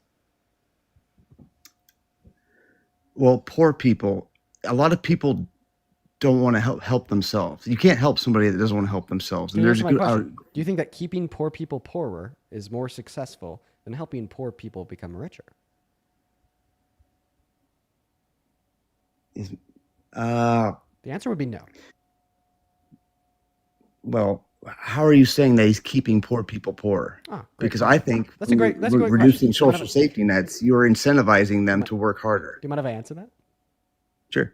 Well, the thing is, when you remove social safety nets, we see that low-income Americans have less economic mobility, meaning it's harder for them to grow and scale their income. And actually, the reason is because they have to work harder to cover their bare necessities to live. Think about it. Would you prefer a low-income mother of 3 work 60 hours a week to be able to cover food to be able to cover food for her and her 3 kids, or work 40 hours a week with the benefits provided to them from SNAP, and then maybe being able to dedicate that other 20 hours into interviewing for a harder job that takes longer to go through the interview process, or maybe getting an online university degree or going to trade school? Obviously, when low-income Americans have more structure provided to them by the government, regardless if that's going to be SNAP benefits, Section 8, Medicaid, etc., they don't have to work as hard at an immediate low-income job to cover everything they need to live, meaning they could spend more of their time on scaling their income over the life in the long run by getting a degree, going to trade school, or getting a higher-paying job. And that's the outcome that we see. In countries with more social safety nets, they have more economic mobility than countries with less social safety nets. And trust me, you know this too. We need to keep in mind that SNAP benefits and Medicaid, Section 8, etc., those are not the only social safety nets provided to us. Other social safety nets are public roadways, public infrastructure, public firefighters, public police force. These are social safety nets because if they were not provided to you, you would have to contract out and pay tolls for roadways. You'd have to contract out and pay fees for private firefighting services, pay fees for private police services, pay fees for all of the public amenities that you have come to know and love. Using your logic, you are being rewarded and incentivized to work less and to be more lazy through these social safety nets that you use every single day of your life. How does that sound? That's insane. So we should also say it's insane as it relates to any other social safety nets, such as food stamps, such as Medicaid, such as Section 8, such as a billion other things.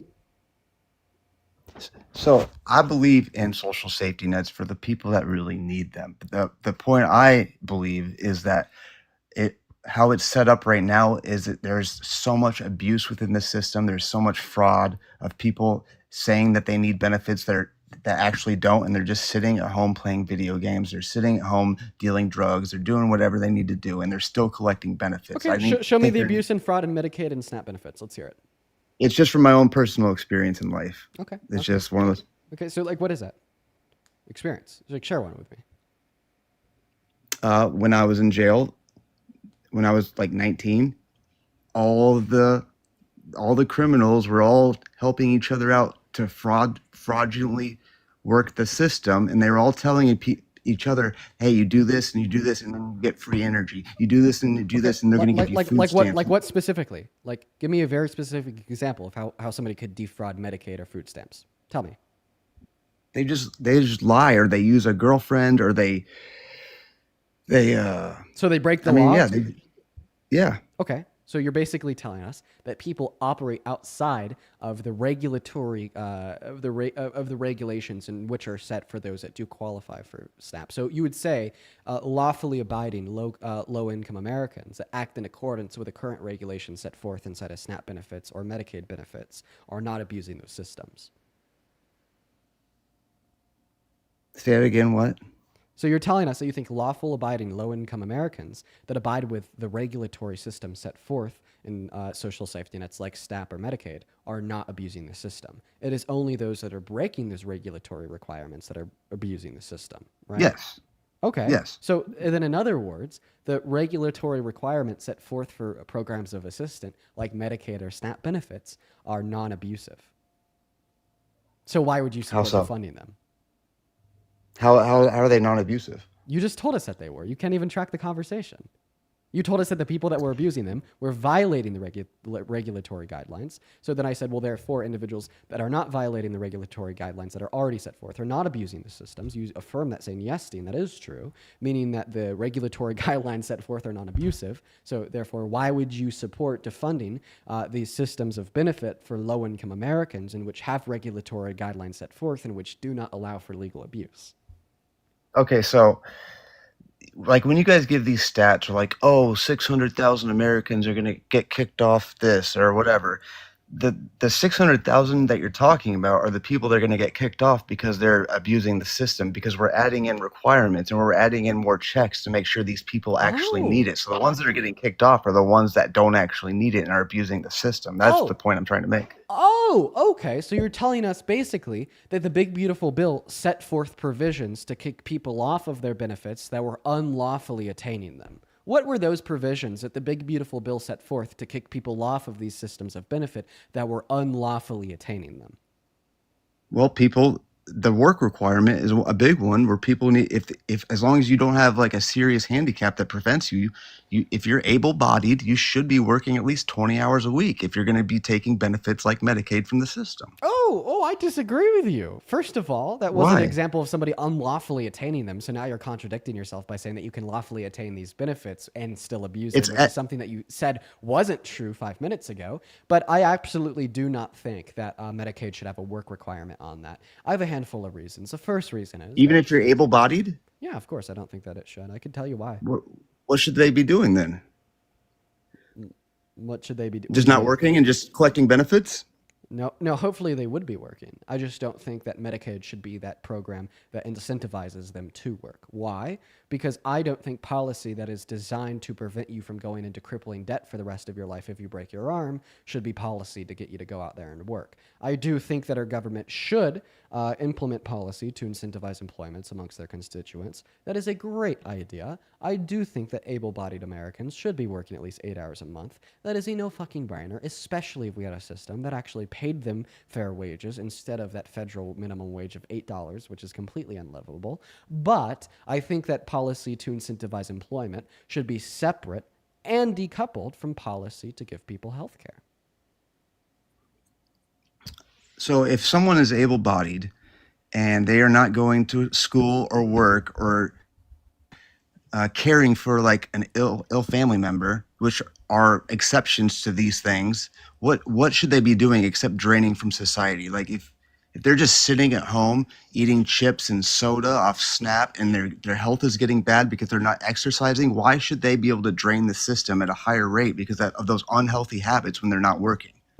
I just told you. You didn't even listen to me. Because I think that policy to incentivize employment should be separate and decoupled from healthcare policy. Also, healthcare policy like Medicaid doesn't help you pay the rent. Healthcare policy like Medicaid doesn't give you any financial help. It doesn't give you money. Healthcare policy like Medicaid is not going to buy you those snacks. Healthcare policy Well, like SNAP Medicaid, falls into this as well. SNAP has a work requirement, and it always has had a work requirement. Why people are being kicked off of SNAP caused by the big beautiful bill is because our federal government is defunding it by $156 billion and putting that burden on the state, and many states will not be able to pick up that burden. Therefore, institutions such as the Center on Budget and Policy Priorities indicate that there's going to be around 3 million people kicked off of food stamp benefits disproportionately in red states since they cannot fund what was funded when the federal government was helping.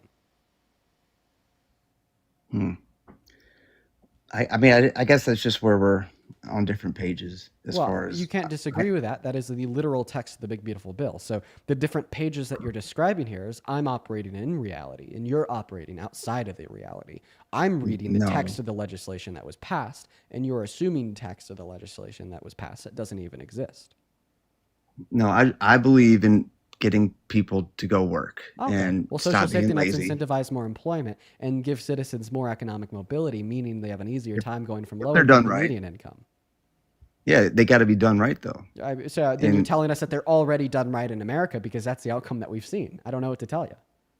Not on the Medicaid side of things, because people who are sitting at home being lazy, eating chips and soda, they're going to have worse health outcomes because of their own choices to be lazy. And they're going to disproportionately be taking from the system that we all need. Wait, you think it's being lazy that makes low-income Americans have a shorter lifespan on average? No, it has to do with a yes. It has to do with because they're drug addicts and alcoholics. Oh my goodness! Oh my Christ! Dude, you understand that even when we look at like ailments that aren't related to drinking alcohol or being on DRUGS, low income Americans are still significantly more likely to have them and to experience a shorter lifespan on average because they have less accessibility to healthy organic foods and less accessibility to more immediate and better medical treatment. That's a fact. Well, a lot of these are self-induced because of bad choices these people make. If I fully believe if you make the right choices, you don't get in trouble, you work hard, you learn, you do all the things right, you are going to have good outcomes for yourself and be able to access these things. And I believe What is that it? I mean, I could disprove that with one example. Teachers work harder than damn near anybody else alive on this planet, and teachers maybe get paid $40,000 per year in a good state. that's interesting because do you know that the occupations that have the most millionaires are teachers and accountants? Occupations that have the most millionaires are teachers. Yes. Look it up. What is this going to be? Retired couples that want to teach that have already built up money? No, it's from teachers and accountants are the two occupations with the most millionaires. Okay, well, Google it. obviously that's not going to be generated from what the teachers are paid because can you agree that teachers are not going to be are not going to exist in the income brackets that would generate the most millionaires? So first of all, that has absolutely nothing to do with the pay of being a teacher. Like Sure it does. obviously, really? So you think that being a CEO of a company is going to pay less on average than being a teacher at an elementary school? No, obviously not. But Okay, so then obviously it has shows nothing to do that with the it's pay of very being a attainable teacher. to be a millionaire as a teacher when everyone's acting like they don't get paid anything. When you realize they only work 9 months a year, right? So that pay needs to be prorated to realize that they have time to make extra money in the summer as well. And we see them work second jobs. And we see that the prorated pay that they get on an annual basis, even when we account for it being 9 months out of a year, is still not going to be too significant of a dollar amount. Also, can you give me your source to show me that out of all industries and occupations, teachers are the most likely to be millionaires? Let me see. Let's see if I can find it for you.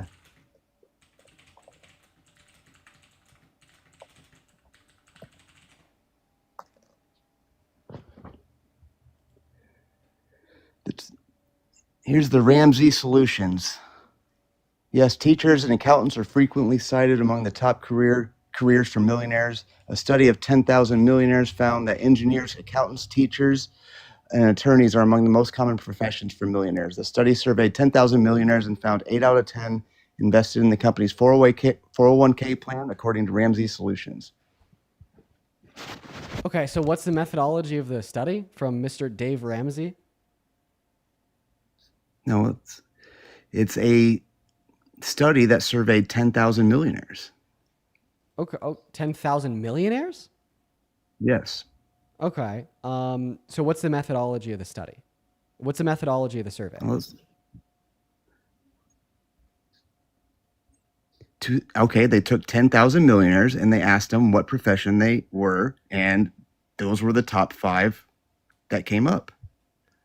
Engineers, accountants, teachers, managers, and attorneys. Okay, I'm reading a little bit about this. Let's see what it says here. So I just want to clarify that you think it's more likely for a teacher to be a millionaire than a doctor.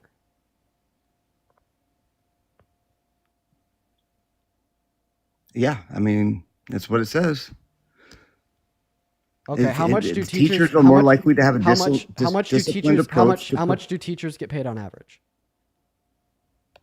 I'm not sure, but I know my son's mother. Please tell me how much teachers are like going to get paid on average.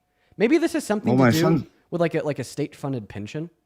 Like maybe that's possibly like, they get pension. If you're telling me, which is amazing benefit. If you're telling me like if what you're saying is true, it's likely to be like a state funded pension. But it looks like the average teacher retires on $70K. So could you tell me what the average income is of a teacher compared to the average income of a physician? Yeah, a physician's going to make way more, but that pension is a huge. Pensions are incredibly. Also, does teachers here like include college professors? Um, I'm not sure.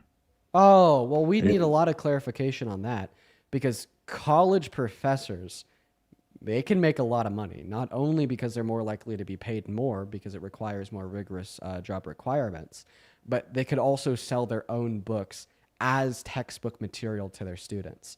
I've met so many college professors that make a lot of money very lucratively by selling books that they wrote as textbooks for their classrooms. So, I mean, I think it's going to be incredibly relevant for us to discuss if the data that you're giving us here is going to be including college professors.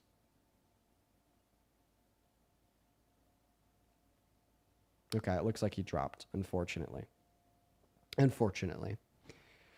Oh, I just got a notification that he violated the TOS. Okay. And some people in the chats are saying that the live got restricted temporarily. Oh, I must have been from when he was discussing DRUGS.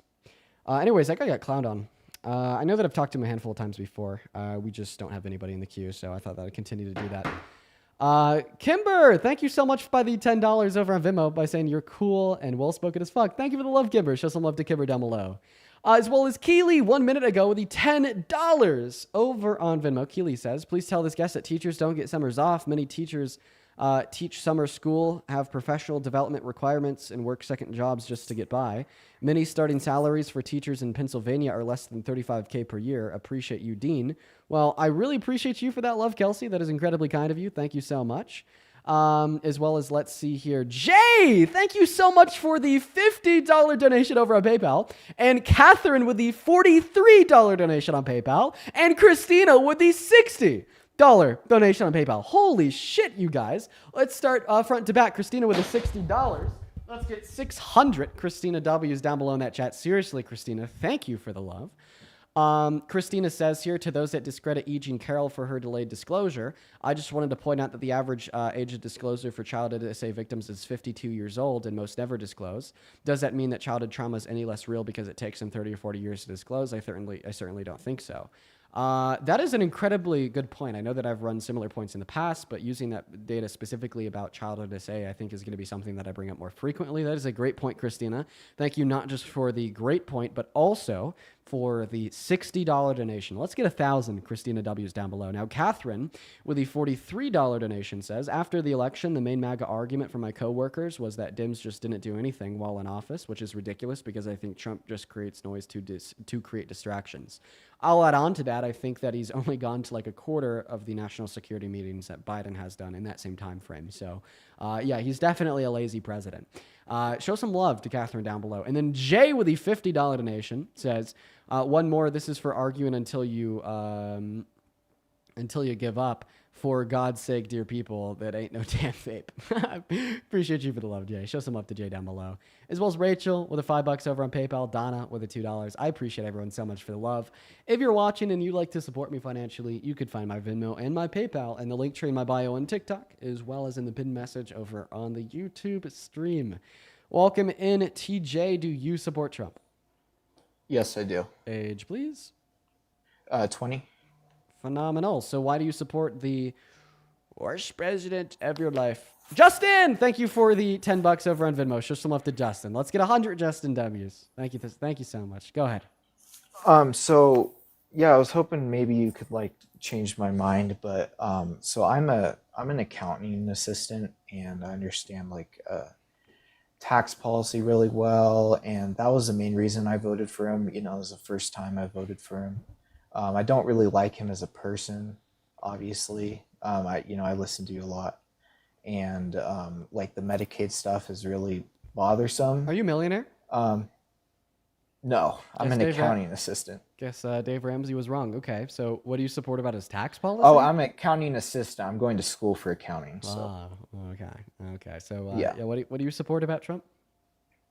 Well, it was the tax policy, and that was the reason I voted for him. I was really hesitant just because, I don't like him as a person, and like this Medicaid stuff is like making me regret it. Well, that Medicaid stuff was included within his tax policy. So you're telling us the bill that included his tax policy is what is making you regret supporting Trump. Seemingly, I don't even have to debate you. You've already done all the work yourself. I'm just helping you connect the dots.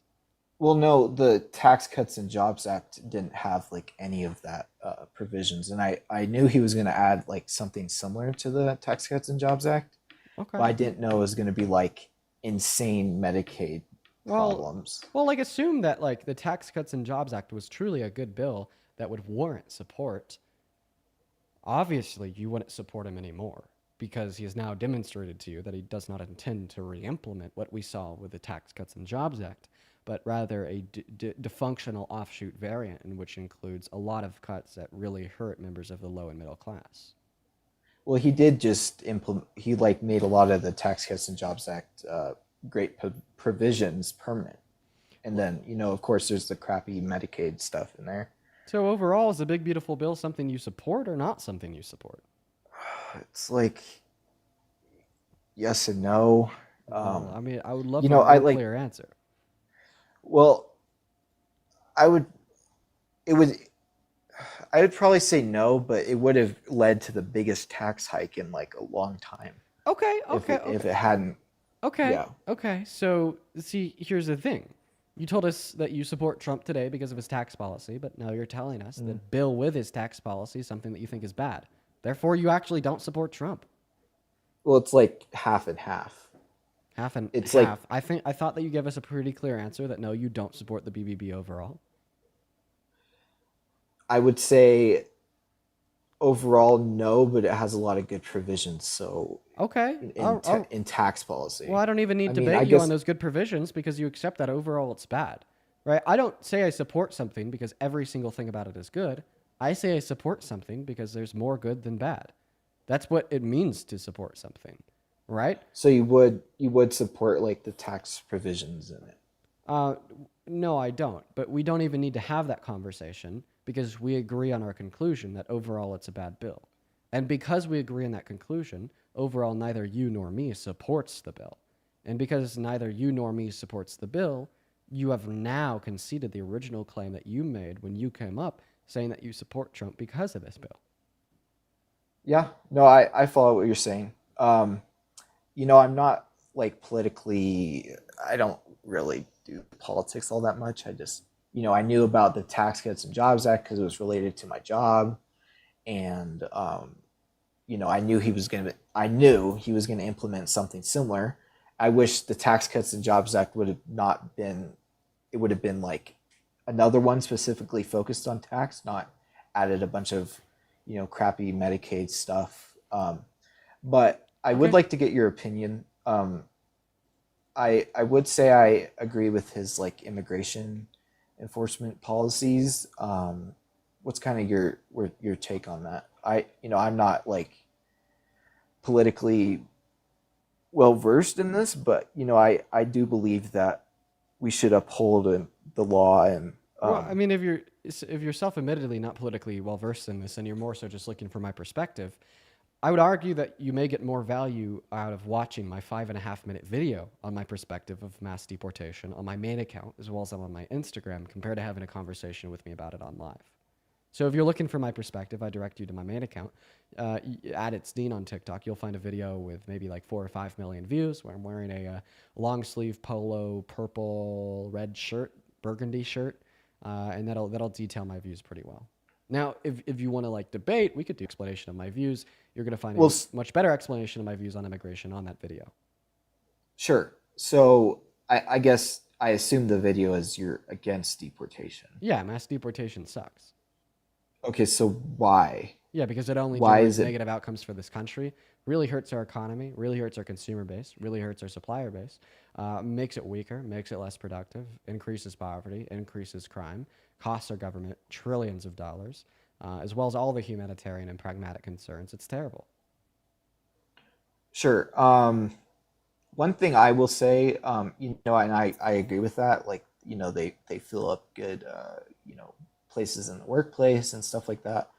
The problem is, I guess, if immigration and customs isn't, tracking them and they're not following the rules and not tracking them, things can get out of control. Like, like a couple of months ago, I had to go to the ER, and it was just like, I'm not like trying to like discriminate or like point fingers, but you could obviously tell like there was a lot of undocumented people there, and Oh, really? How could you tell that they were undocumented immigrants? well, I asked the staff, and I'm like, why is it so backlogged? The staff will not tell you that. In fact, They it's literally illegal did. under HIPAA. HIPAA doesn't relate to that. What? So what staff told you they were undocumented immigrants? The hospital staff? What did the staff do? They just said you're just gonna have to wait, like multiple hours, and it was like 4 hours. And what explicitly did they say? They just said, I said, so why is there so many people? You know, because like I used to go to the hospital like 5-10 years ago. It was never like this. The same hospital. Okay, so how do you know that everybody there were undocumented immigrants? Because they told me. Okay, what did they tell you? They told me they were undocumented immigrants. Who? The hospital staff. What member of the staff? What did that member of staff do? Was it a physician? Was it the desk lady? Like the desk worker? Intake, I guess. Like intake, I guess. Okay, desk lady or man, by the way. I'm sorry that I just said desk lady. I'm just thinking about the last time I went to the ER. Person working at intake was a lady. So I don't believe you. You don't believe me? No, I think that you're lying. Why? Why? Well, you Because, think the lady's lying, I guess. Well, I think it's absolutely insane to believe that somebody working at the front desk is going to tell you that they're undocumented immigrants. Who would say that? They literally did. I don't believe you. I mean, do you want me to like go back and like ask the person, see if they work there? Still? Do it. Okay, sure. I mean, I don't know. I can if you want me to, but do it. Go back. Go ask the I staff mean, on camera. Do it right now. Go ask the staff. Okay. Okay. Well, I just don't think that this is an effective solution to debate. This is like an incredibly ineffective solution to debate. Some random obscure person told me this is true. I can't give you any evidence that this random obscure person told me that this is true. And honestly, the idea that a random obscure person in this individual's shoes would say this is true is just unbelievable. I don't do it. Completely bullshit. Well, I would assume the intake lady that sees like hundreds of people a day would probably know more than I did. But you know, she could be wrong. I don't think that the intake lady would tell you anything. She did. Bro, I don't know what else to tell disclosing any patient detail, staff would be fired. What would wait? Do you mind sharing the name of the hospital? Memorial. Wait. I just want to make sure. Are you okay? Because this will expose your general area. Are you okay with that? Not necessarily. That's fine. It's in Denver. I'll say that. Oh, you're in Denver? I was up in Boulder for a while. Oh, nice. Where'd you go? So you Boulder. Now, yeah, if you don't want to share the name of the hospital, that's fine. But I would love to know the name of the hospital so I could call them and ask them if they've ever disclosed said information. Okay. But you don't have to. No, seriously. You seriously don't have to. I don't want you to have to release that information. Sure. Molly, thank you for the $10 over on Venmo. Molly says, worked intake for a hospital, telling a random person that would be the quickest way to get fired. I could maybe see given a non-committal answer that would be misconstrued. Yeah, I mean, the only reason I asked was because I'm like, is there also staff members don't ask for immigration status. I know. That's. I mean, well, it could depend on the area, I guess. No, ERs don't. ERs don't. ERs don't? No, absolutely not. And then even if it was the area, well, fuck, dude. Like I said, I lived in Boulder, so I know the area. Yeah, sure. I guess, okay, I guess, you could be right. And, this late, I mean, obviously when she told me that, I was surprised because I'm like, you're not really supposed to be saying that. You know what I mean? Wait 1 second. This is pretty like vague. Was it a UC Health hospital? I'm pretty sure. No, I don't remember I don't believe you at all. I know that no UC Health hospital would ever tell you that because I've actually been to a UC Health hospital. Yep, you were absolutely lying. I know with 100% certainty that ERs at UC Health hospitals in the Denver area and broader Denver area, including Boulder, etc., they do not ask for immigration status on the intake forms to the ER because I've literally been to an ER at a UC Health hospital and I've literally filled out an immigration form. Plus, I mean, I'm not gonna tell you how I know this, but I actually know some of like the higher ups with UC Health. Every single higher up at UC Health that I know is nothing but professional and honestly liberal as fuck. So there's absolutely no way that I believe that they collect immigration status at any ER, at any UC Health hospital, or Sure. somebody would tell you that. So it was most likely just this lady like assuming, I guess. Right. Yeah. Okay. So I guess that's not really like something I should take like as a fact, I guess. Yeah. Yeah. You would say. Yeah. It's also it's just crazy. Like that's just racism, man. You know, like for instance, I went to the Like I'm not saying it's right. I'm not saying it's right. Like I'm not, you know what I mean? I was just trying to, because I literally thought like there was like a shooting or something, or like something catastrophic happened, because I hadn't gone to the hospital in like a decade, literally. Well, that's ERs are usually pretty packed, man. It's rare to find an ER that isn't packed. That's just not where I used to live. Not where I used to live. So maybe it's just I went to Denver and it's more populated. I don't even know. Even like ERs in like smaller areas. If you're telling me that you've went to an ER once in a smaller area and you got lucky and it wasn't packed, guess what? You got lucky. Even ERs in smaller areas are going to be pretty packed. And then it's also just like crazy to assume. Like I'm guessing that like what you saw like an Hispanic family or person in the ER, and then you're like they're undocumented immigrants. Is that the assumption there? No, I literally asked the intake lady. I'm like, what is going on? Why is there so many people? Because maybe it's just an ignorant thing for me to say. Because like I've only been in the hospital like 3 times. Well, once when I was really young. What's likely to assume is that the intake person had serviced Hispanic individuals and then basically profiled them as undocumented immigrants. People do that.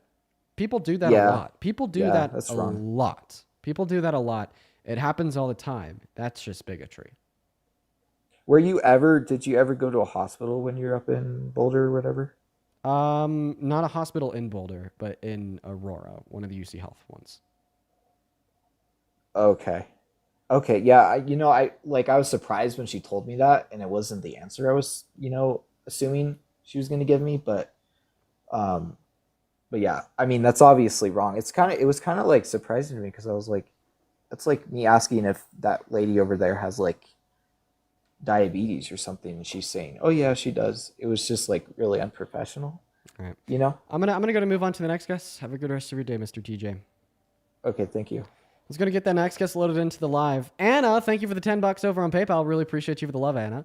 Anna says, I'm a nurse in Denver, and we have worked at several hospitals in the Denver area. There's not one hospital that would ask. Not Denver Health, UC Health, none of the Common Spirit or Intermountain Health. Literally not one. Yeah, no, I know. I know that's a fact. You are absolutely right, Anna, and I could attest to that personally. David, thank you so much for the $10 over on YouTube. They say trauma physician here. I don't even give patient information out to cops. At the most, they'll get injuries, but would never share patient-sensitive information with a random guy. Yeah, that's what makes me think that he's lying. Because the amount of like cam videos I've seen of cops going into hospitals, cops going into ERs, and asking for patient information, and then the workers in the hospital be like, unless you have a warrant, we are not giving you this information, and then getting fucking arrested for it is crazy. Hospitals are incredibly protective over any and all patient information. So the idea that a hospital worker would just randomly give out patient information to some random fucking guy just because he asked is completely unbelievable. And in the offshoot that this did happen, okay, well, what were the motivations that led to, this secretary apparently sharing patient information? bigotry, prejudice, racism. Some racist ass ER worker, just talking to talk, like talking to be a piece of shit. Oh, there's Hispanic people in the ER. Sorry, you gotta wait for all these illegal aliens to get service before you do. That's what happened, if it happened at all. Let's go and load up that next guest. Everyone just give us a minute to get Danielle up in here. Everybody just do be patient. Everybody just do be patient. If you're watching and you'd like to support me, you could find my Venmo and my PayPal on the link tree in my bio on TikTok. Hello, Danielle. Do you support Trump? I wanted to talk to that horrible guy that was talking to you about Medicaid. Oh, yeah, He left, so you can hang up on me now. Okay, you have a good one. I hope that you have a good rest of your day.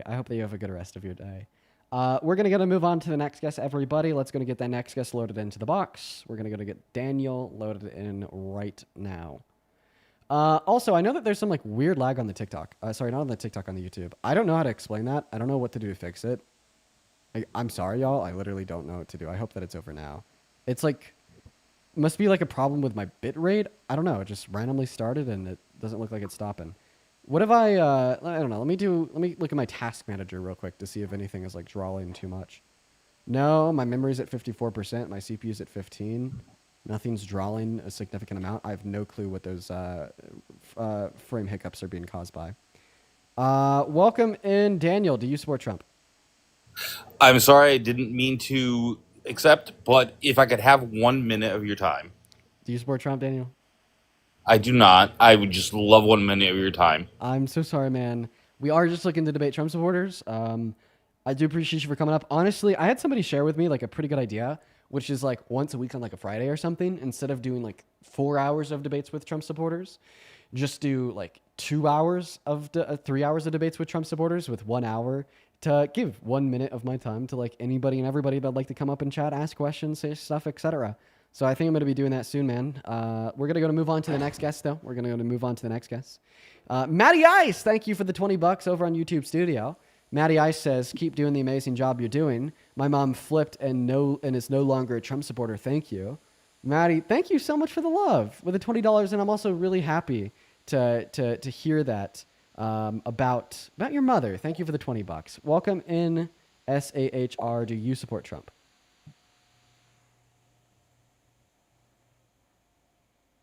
No, they're not here. Oh, you know what? That guy told me. I just saw it privately. He told me what hospital it was.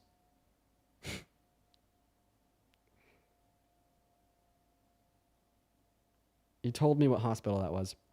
I'm actually gonna ask them. Don't worry, I'm not like calling an emergency line or anything. I'm gonna put my mic on mute here until we got somebody on the line, so it's not like disclosing what hospital it is.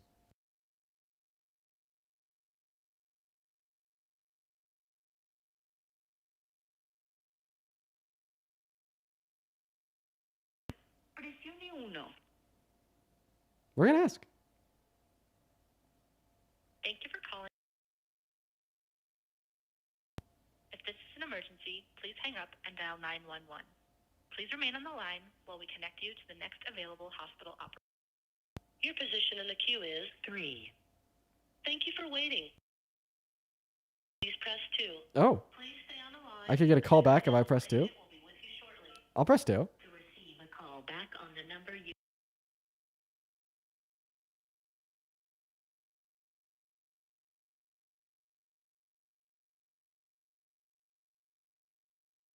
I almost just doxed myself.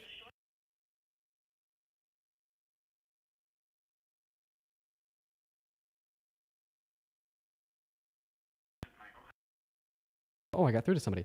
Hi. I just had a quick question for you. Sure.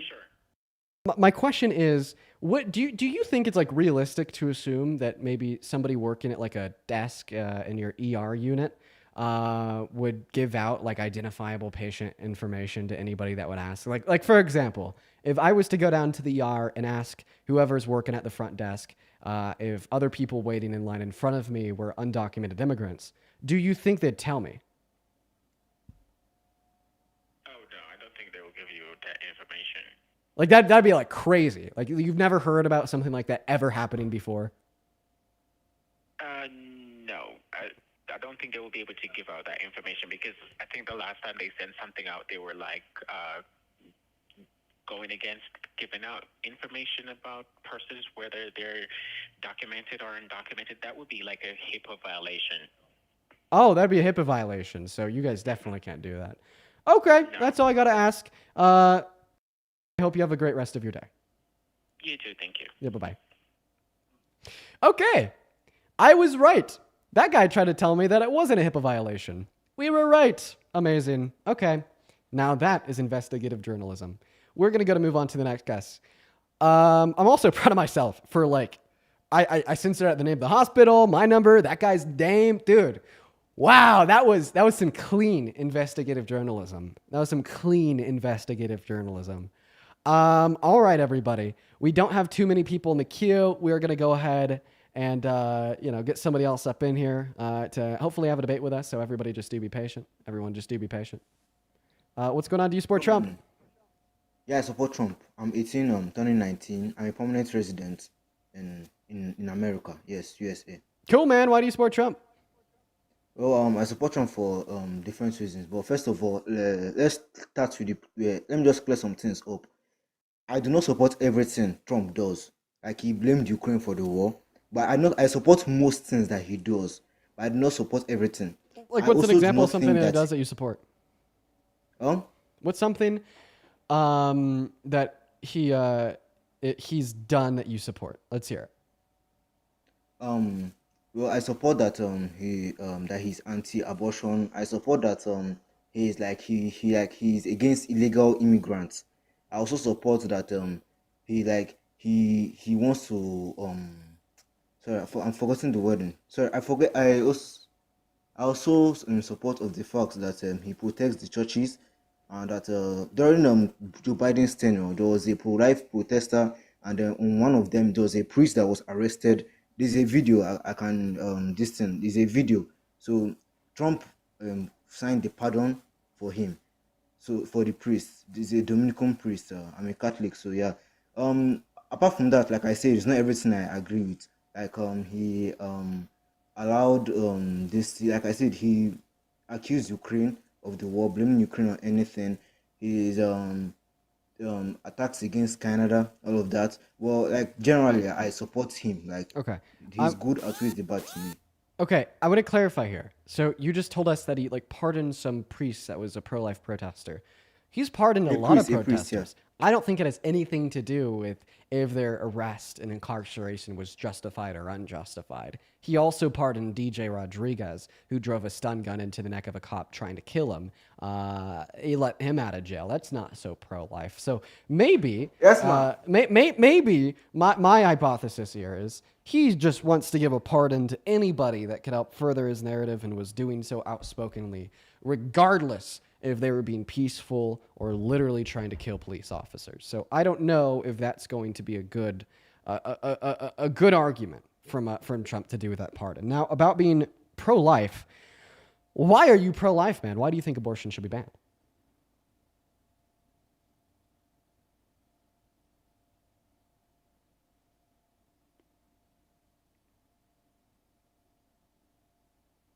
Hello?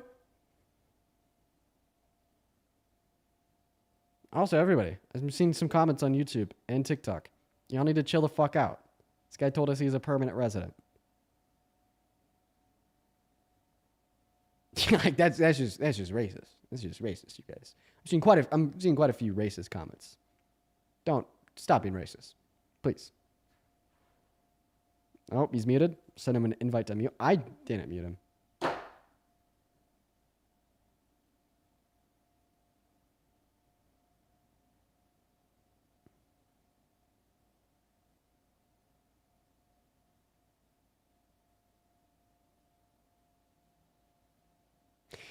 You got to click on your profile picture and click the icon of the mic to mute.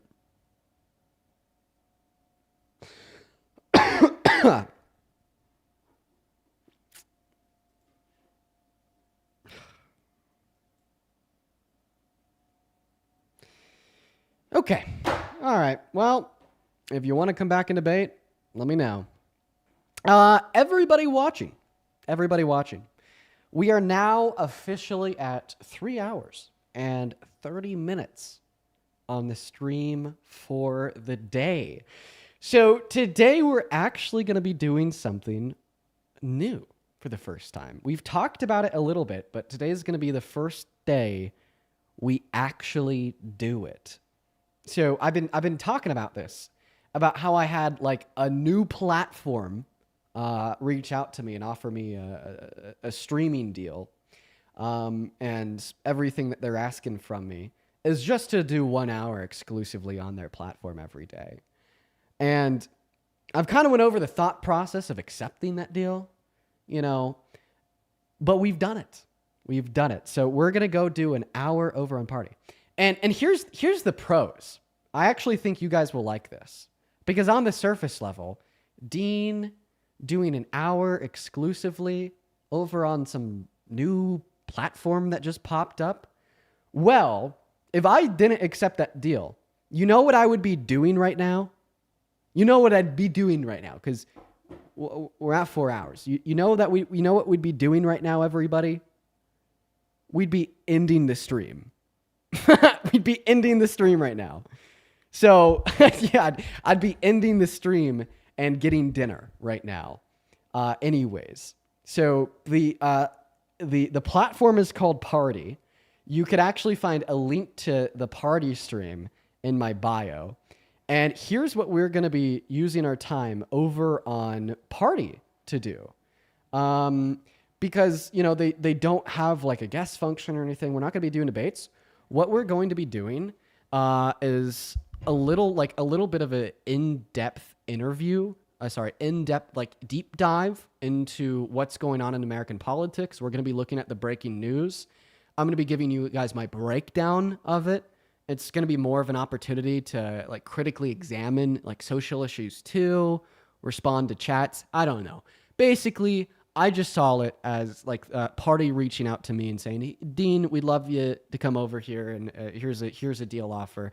I saw it as a cool opportunity because it gives me incentive to do an extra hour on stream per day that I wouldn't have done otherwise to create different kinds of content.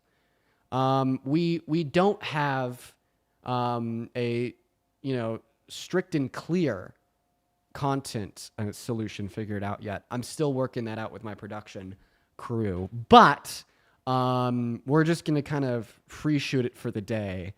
We're actually already live over there. It's Party with an I at the end, and you could find that in the link in my bio. And once again, we've actually been live over on Party all day. We've been streaming over there. And I also really like that because I looked at the other streamers on Party. The other streamers on Party are probably people that you and me would consider degenerate. You know? Audiences too.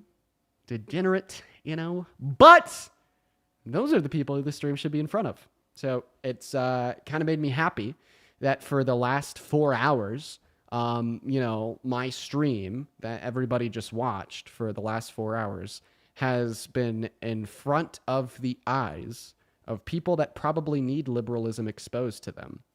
So I don't know. It's definitely something new. It's interesting also. But at the end of the day, I think the takeaways are going to be pretty cool. The takeaways being that this content gets to be exposed to an audience that isn't like you, regardless if you're on YouTube or TikTok. This audience is going to be people who are apolitical but red-coded, or just like straight up, conservatives, people that follow Jack Doherty, people that follow Sneeko. Like those are going to be the people who will hopefully see the content over there. A lot of young men, too. A lot of really young men who have got caught up in the pipeline of the right. So I think it's pretty cool that maybe my content can now be exposed to a bunch of people who are going down that pipeline to the right. But this extra hour of the stream starting today is once again just going to be focused on breaking down what's going on in the news, looking at what's being talked about, etc. So, yeah, if we didn't accept this, we'd be ending the live right now anyways. So that's pretty cool. It's a website, by the way. It's not an app, unless you're on Samsung. I think if you're on Samsung, then you could download the app. And you could find the link to the website. Can't sign up without college email. You don't even need to sign up to watch, so you're okay. It's crazy that you can't sign up on Party without unless you have a college email. Oh, you're probably on the wrong party. There's another party that's an app that's like something to do with like college. That's not what I'm talking about. This is Party with an I at the end. PARTI. So, yeah, that's what we're going to be trying today. This is kind of like a trial just to see how it goes. We'll do a breakdown at the end once we're done with it to kind of see what my thoughts are, what your thoughts are, talk as a community. You know, this whole time I've been super involved with kind of getting y'all's thoughts and whatnot. And I already see the first issue.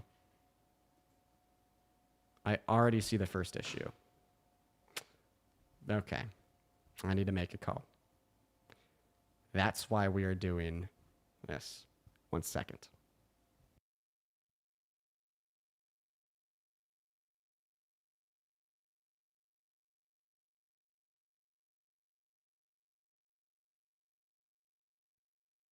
Okay. They didn't pick up.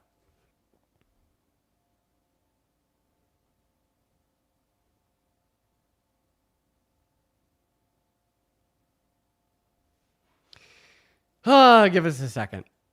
Yeah, we've already ran into the first issue. Look at that. We've already ran into the very first issue. We're not going to go over there quite yet. We're not going to go over there quite yet, everybody. Yeah, somebody in the chat says they're going to stay on TikTok. See, I didn't even think about this before. We probably need to, or no, not probably. We definitely need to get this figured out before we full send it over there.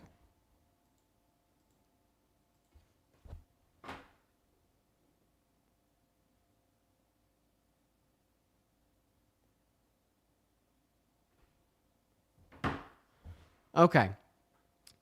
For right now, because I didn't think about this issue, I thought I had thought through, every issue. Apparently not. We're going to go ahead and wait to hear back from somebody before we go over there. If we don't hear back from somebody, we are unfortunately just going to have to postpone this idea. We'll see. We'll see. If we don't get a response in the next 5 minutes, we'll probably just postpone the idea until we have an adequate solution. Of course they'd do that. Why am I not using my brain? Why am I not using my brain? How did I not think that one through? Why did I not think that one through? Oh, what happened? It looks like, actually, it doesn't even look like the issue exists anymore. It was like one person. Okay, well, actually, we're getting it fixed right now. Oh, apparently, it's already blocked on Party. It just took a while to delete. Let's see.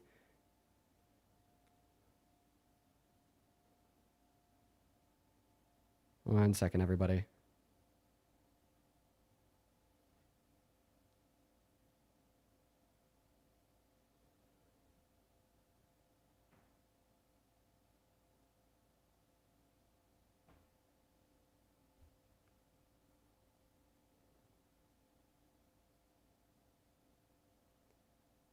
Oh, Jesus.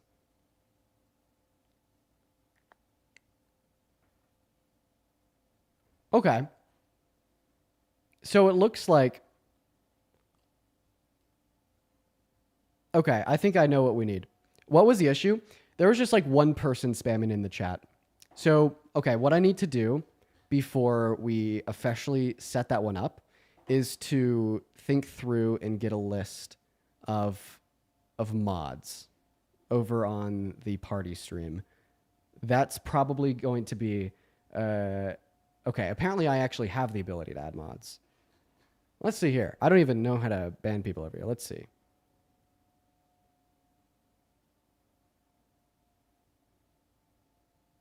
Everybody just give us a second. We might actually be able to get this situated right now.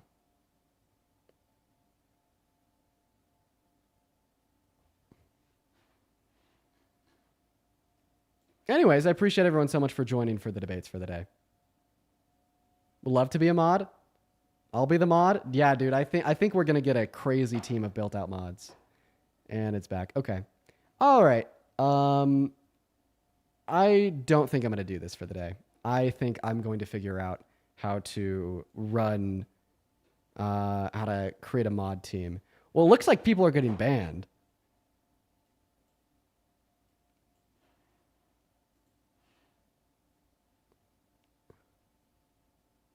Dude, the founder of the platform is modding, and apparently his mod army is coming, quote unquote. I don't know. Let's see. Let's see if they could get this worked out. If they can get it worked out for today, we will go over there and break down the breaking news, and then I'm gonna figure out how to add my own mods. But it looks like we're winning. It looks like we're winning over there. W mod army looks like the mod army is pulling through. Mod army is pulling through, everybody. Okay. Wow. Okay. It worked. It fucking worked. Bumpy start there because I'm a dumbass and I didn't think about that. But we've got it down. Okay. Hell yeah. Dude. Oh, okay. Everything's looking good. Everything's looking good. Okay. Base. Now everybody over in the party chat is celebrating. All right. It looks like we're actually going to go and continue to do it. Well, I was closer just to postponing it a day until we could get something figured out. Now, okay. We are going to go ahead and switch everything over to party for, looks like now, another 50 or so minutes. I love you all over on TikTok. If you want to be a part of this new thing that we're doing, click over through the link in my bio. You could find the link in my bio on TikTok. It'll just be go to the party stream. We're going to head over there. We're going to break down the breaking news. We're going to have some fun doing it. Let's do it. Let's do it for a day. Fuck yeah. Let's see how it goes. Let's see how it goes, everybody. Let's see how it goes. For the 3.2 thousand people over on TikTok, you could find that in the link tree in my bio. And for the couple thousand people over on YouTube, you could find that in the description. You could find that in the description by going through to the link tree in the description of the YouTube or just what Adam had posted in the chat. Thank you, Adam. Good to see you. And we're going to go to do that now. I'm going to give you guys around 3 seconds here to switch everything over to YouTube. And then we're going to get it all figured out. We'll see if it works today. We'll see if it works today. All right. Love you all. End it on TikTok. End it on YouTube. Peace and love, everybody. Bye-bye. It's a party link in the description of my bio. We're going to go over there and break down some news. See y'all later. Or see you guys on party. Cool. Then we're also going to end over on YouTube. Bye, everybody on YouTube.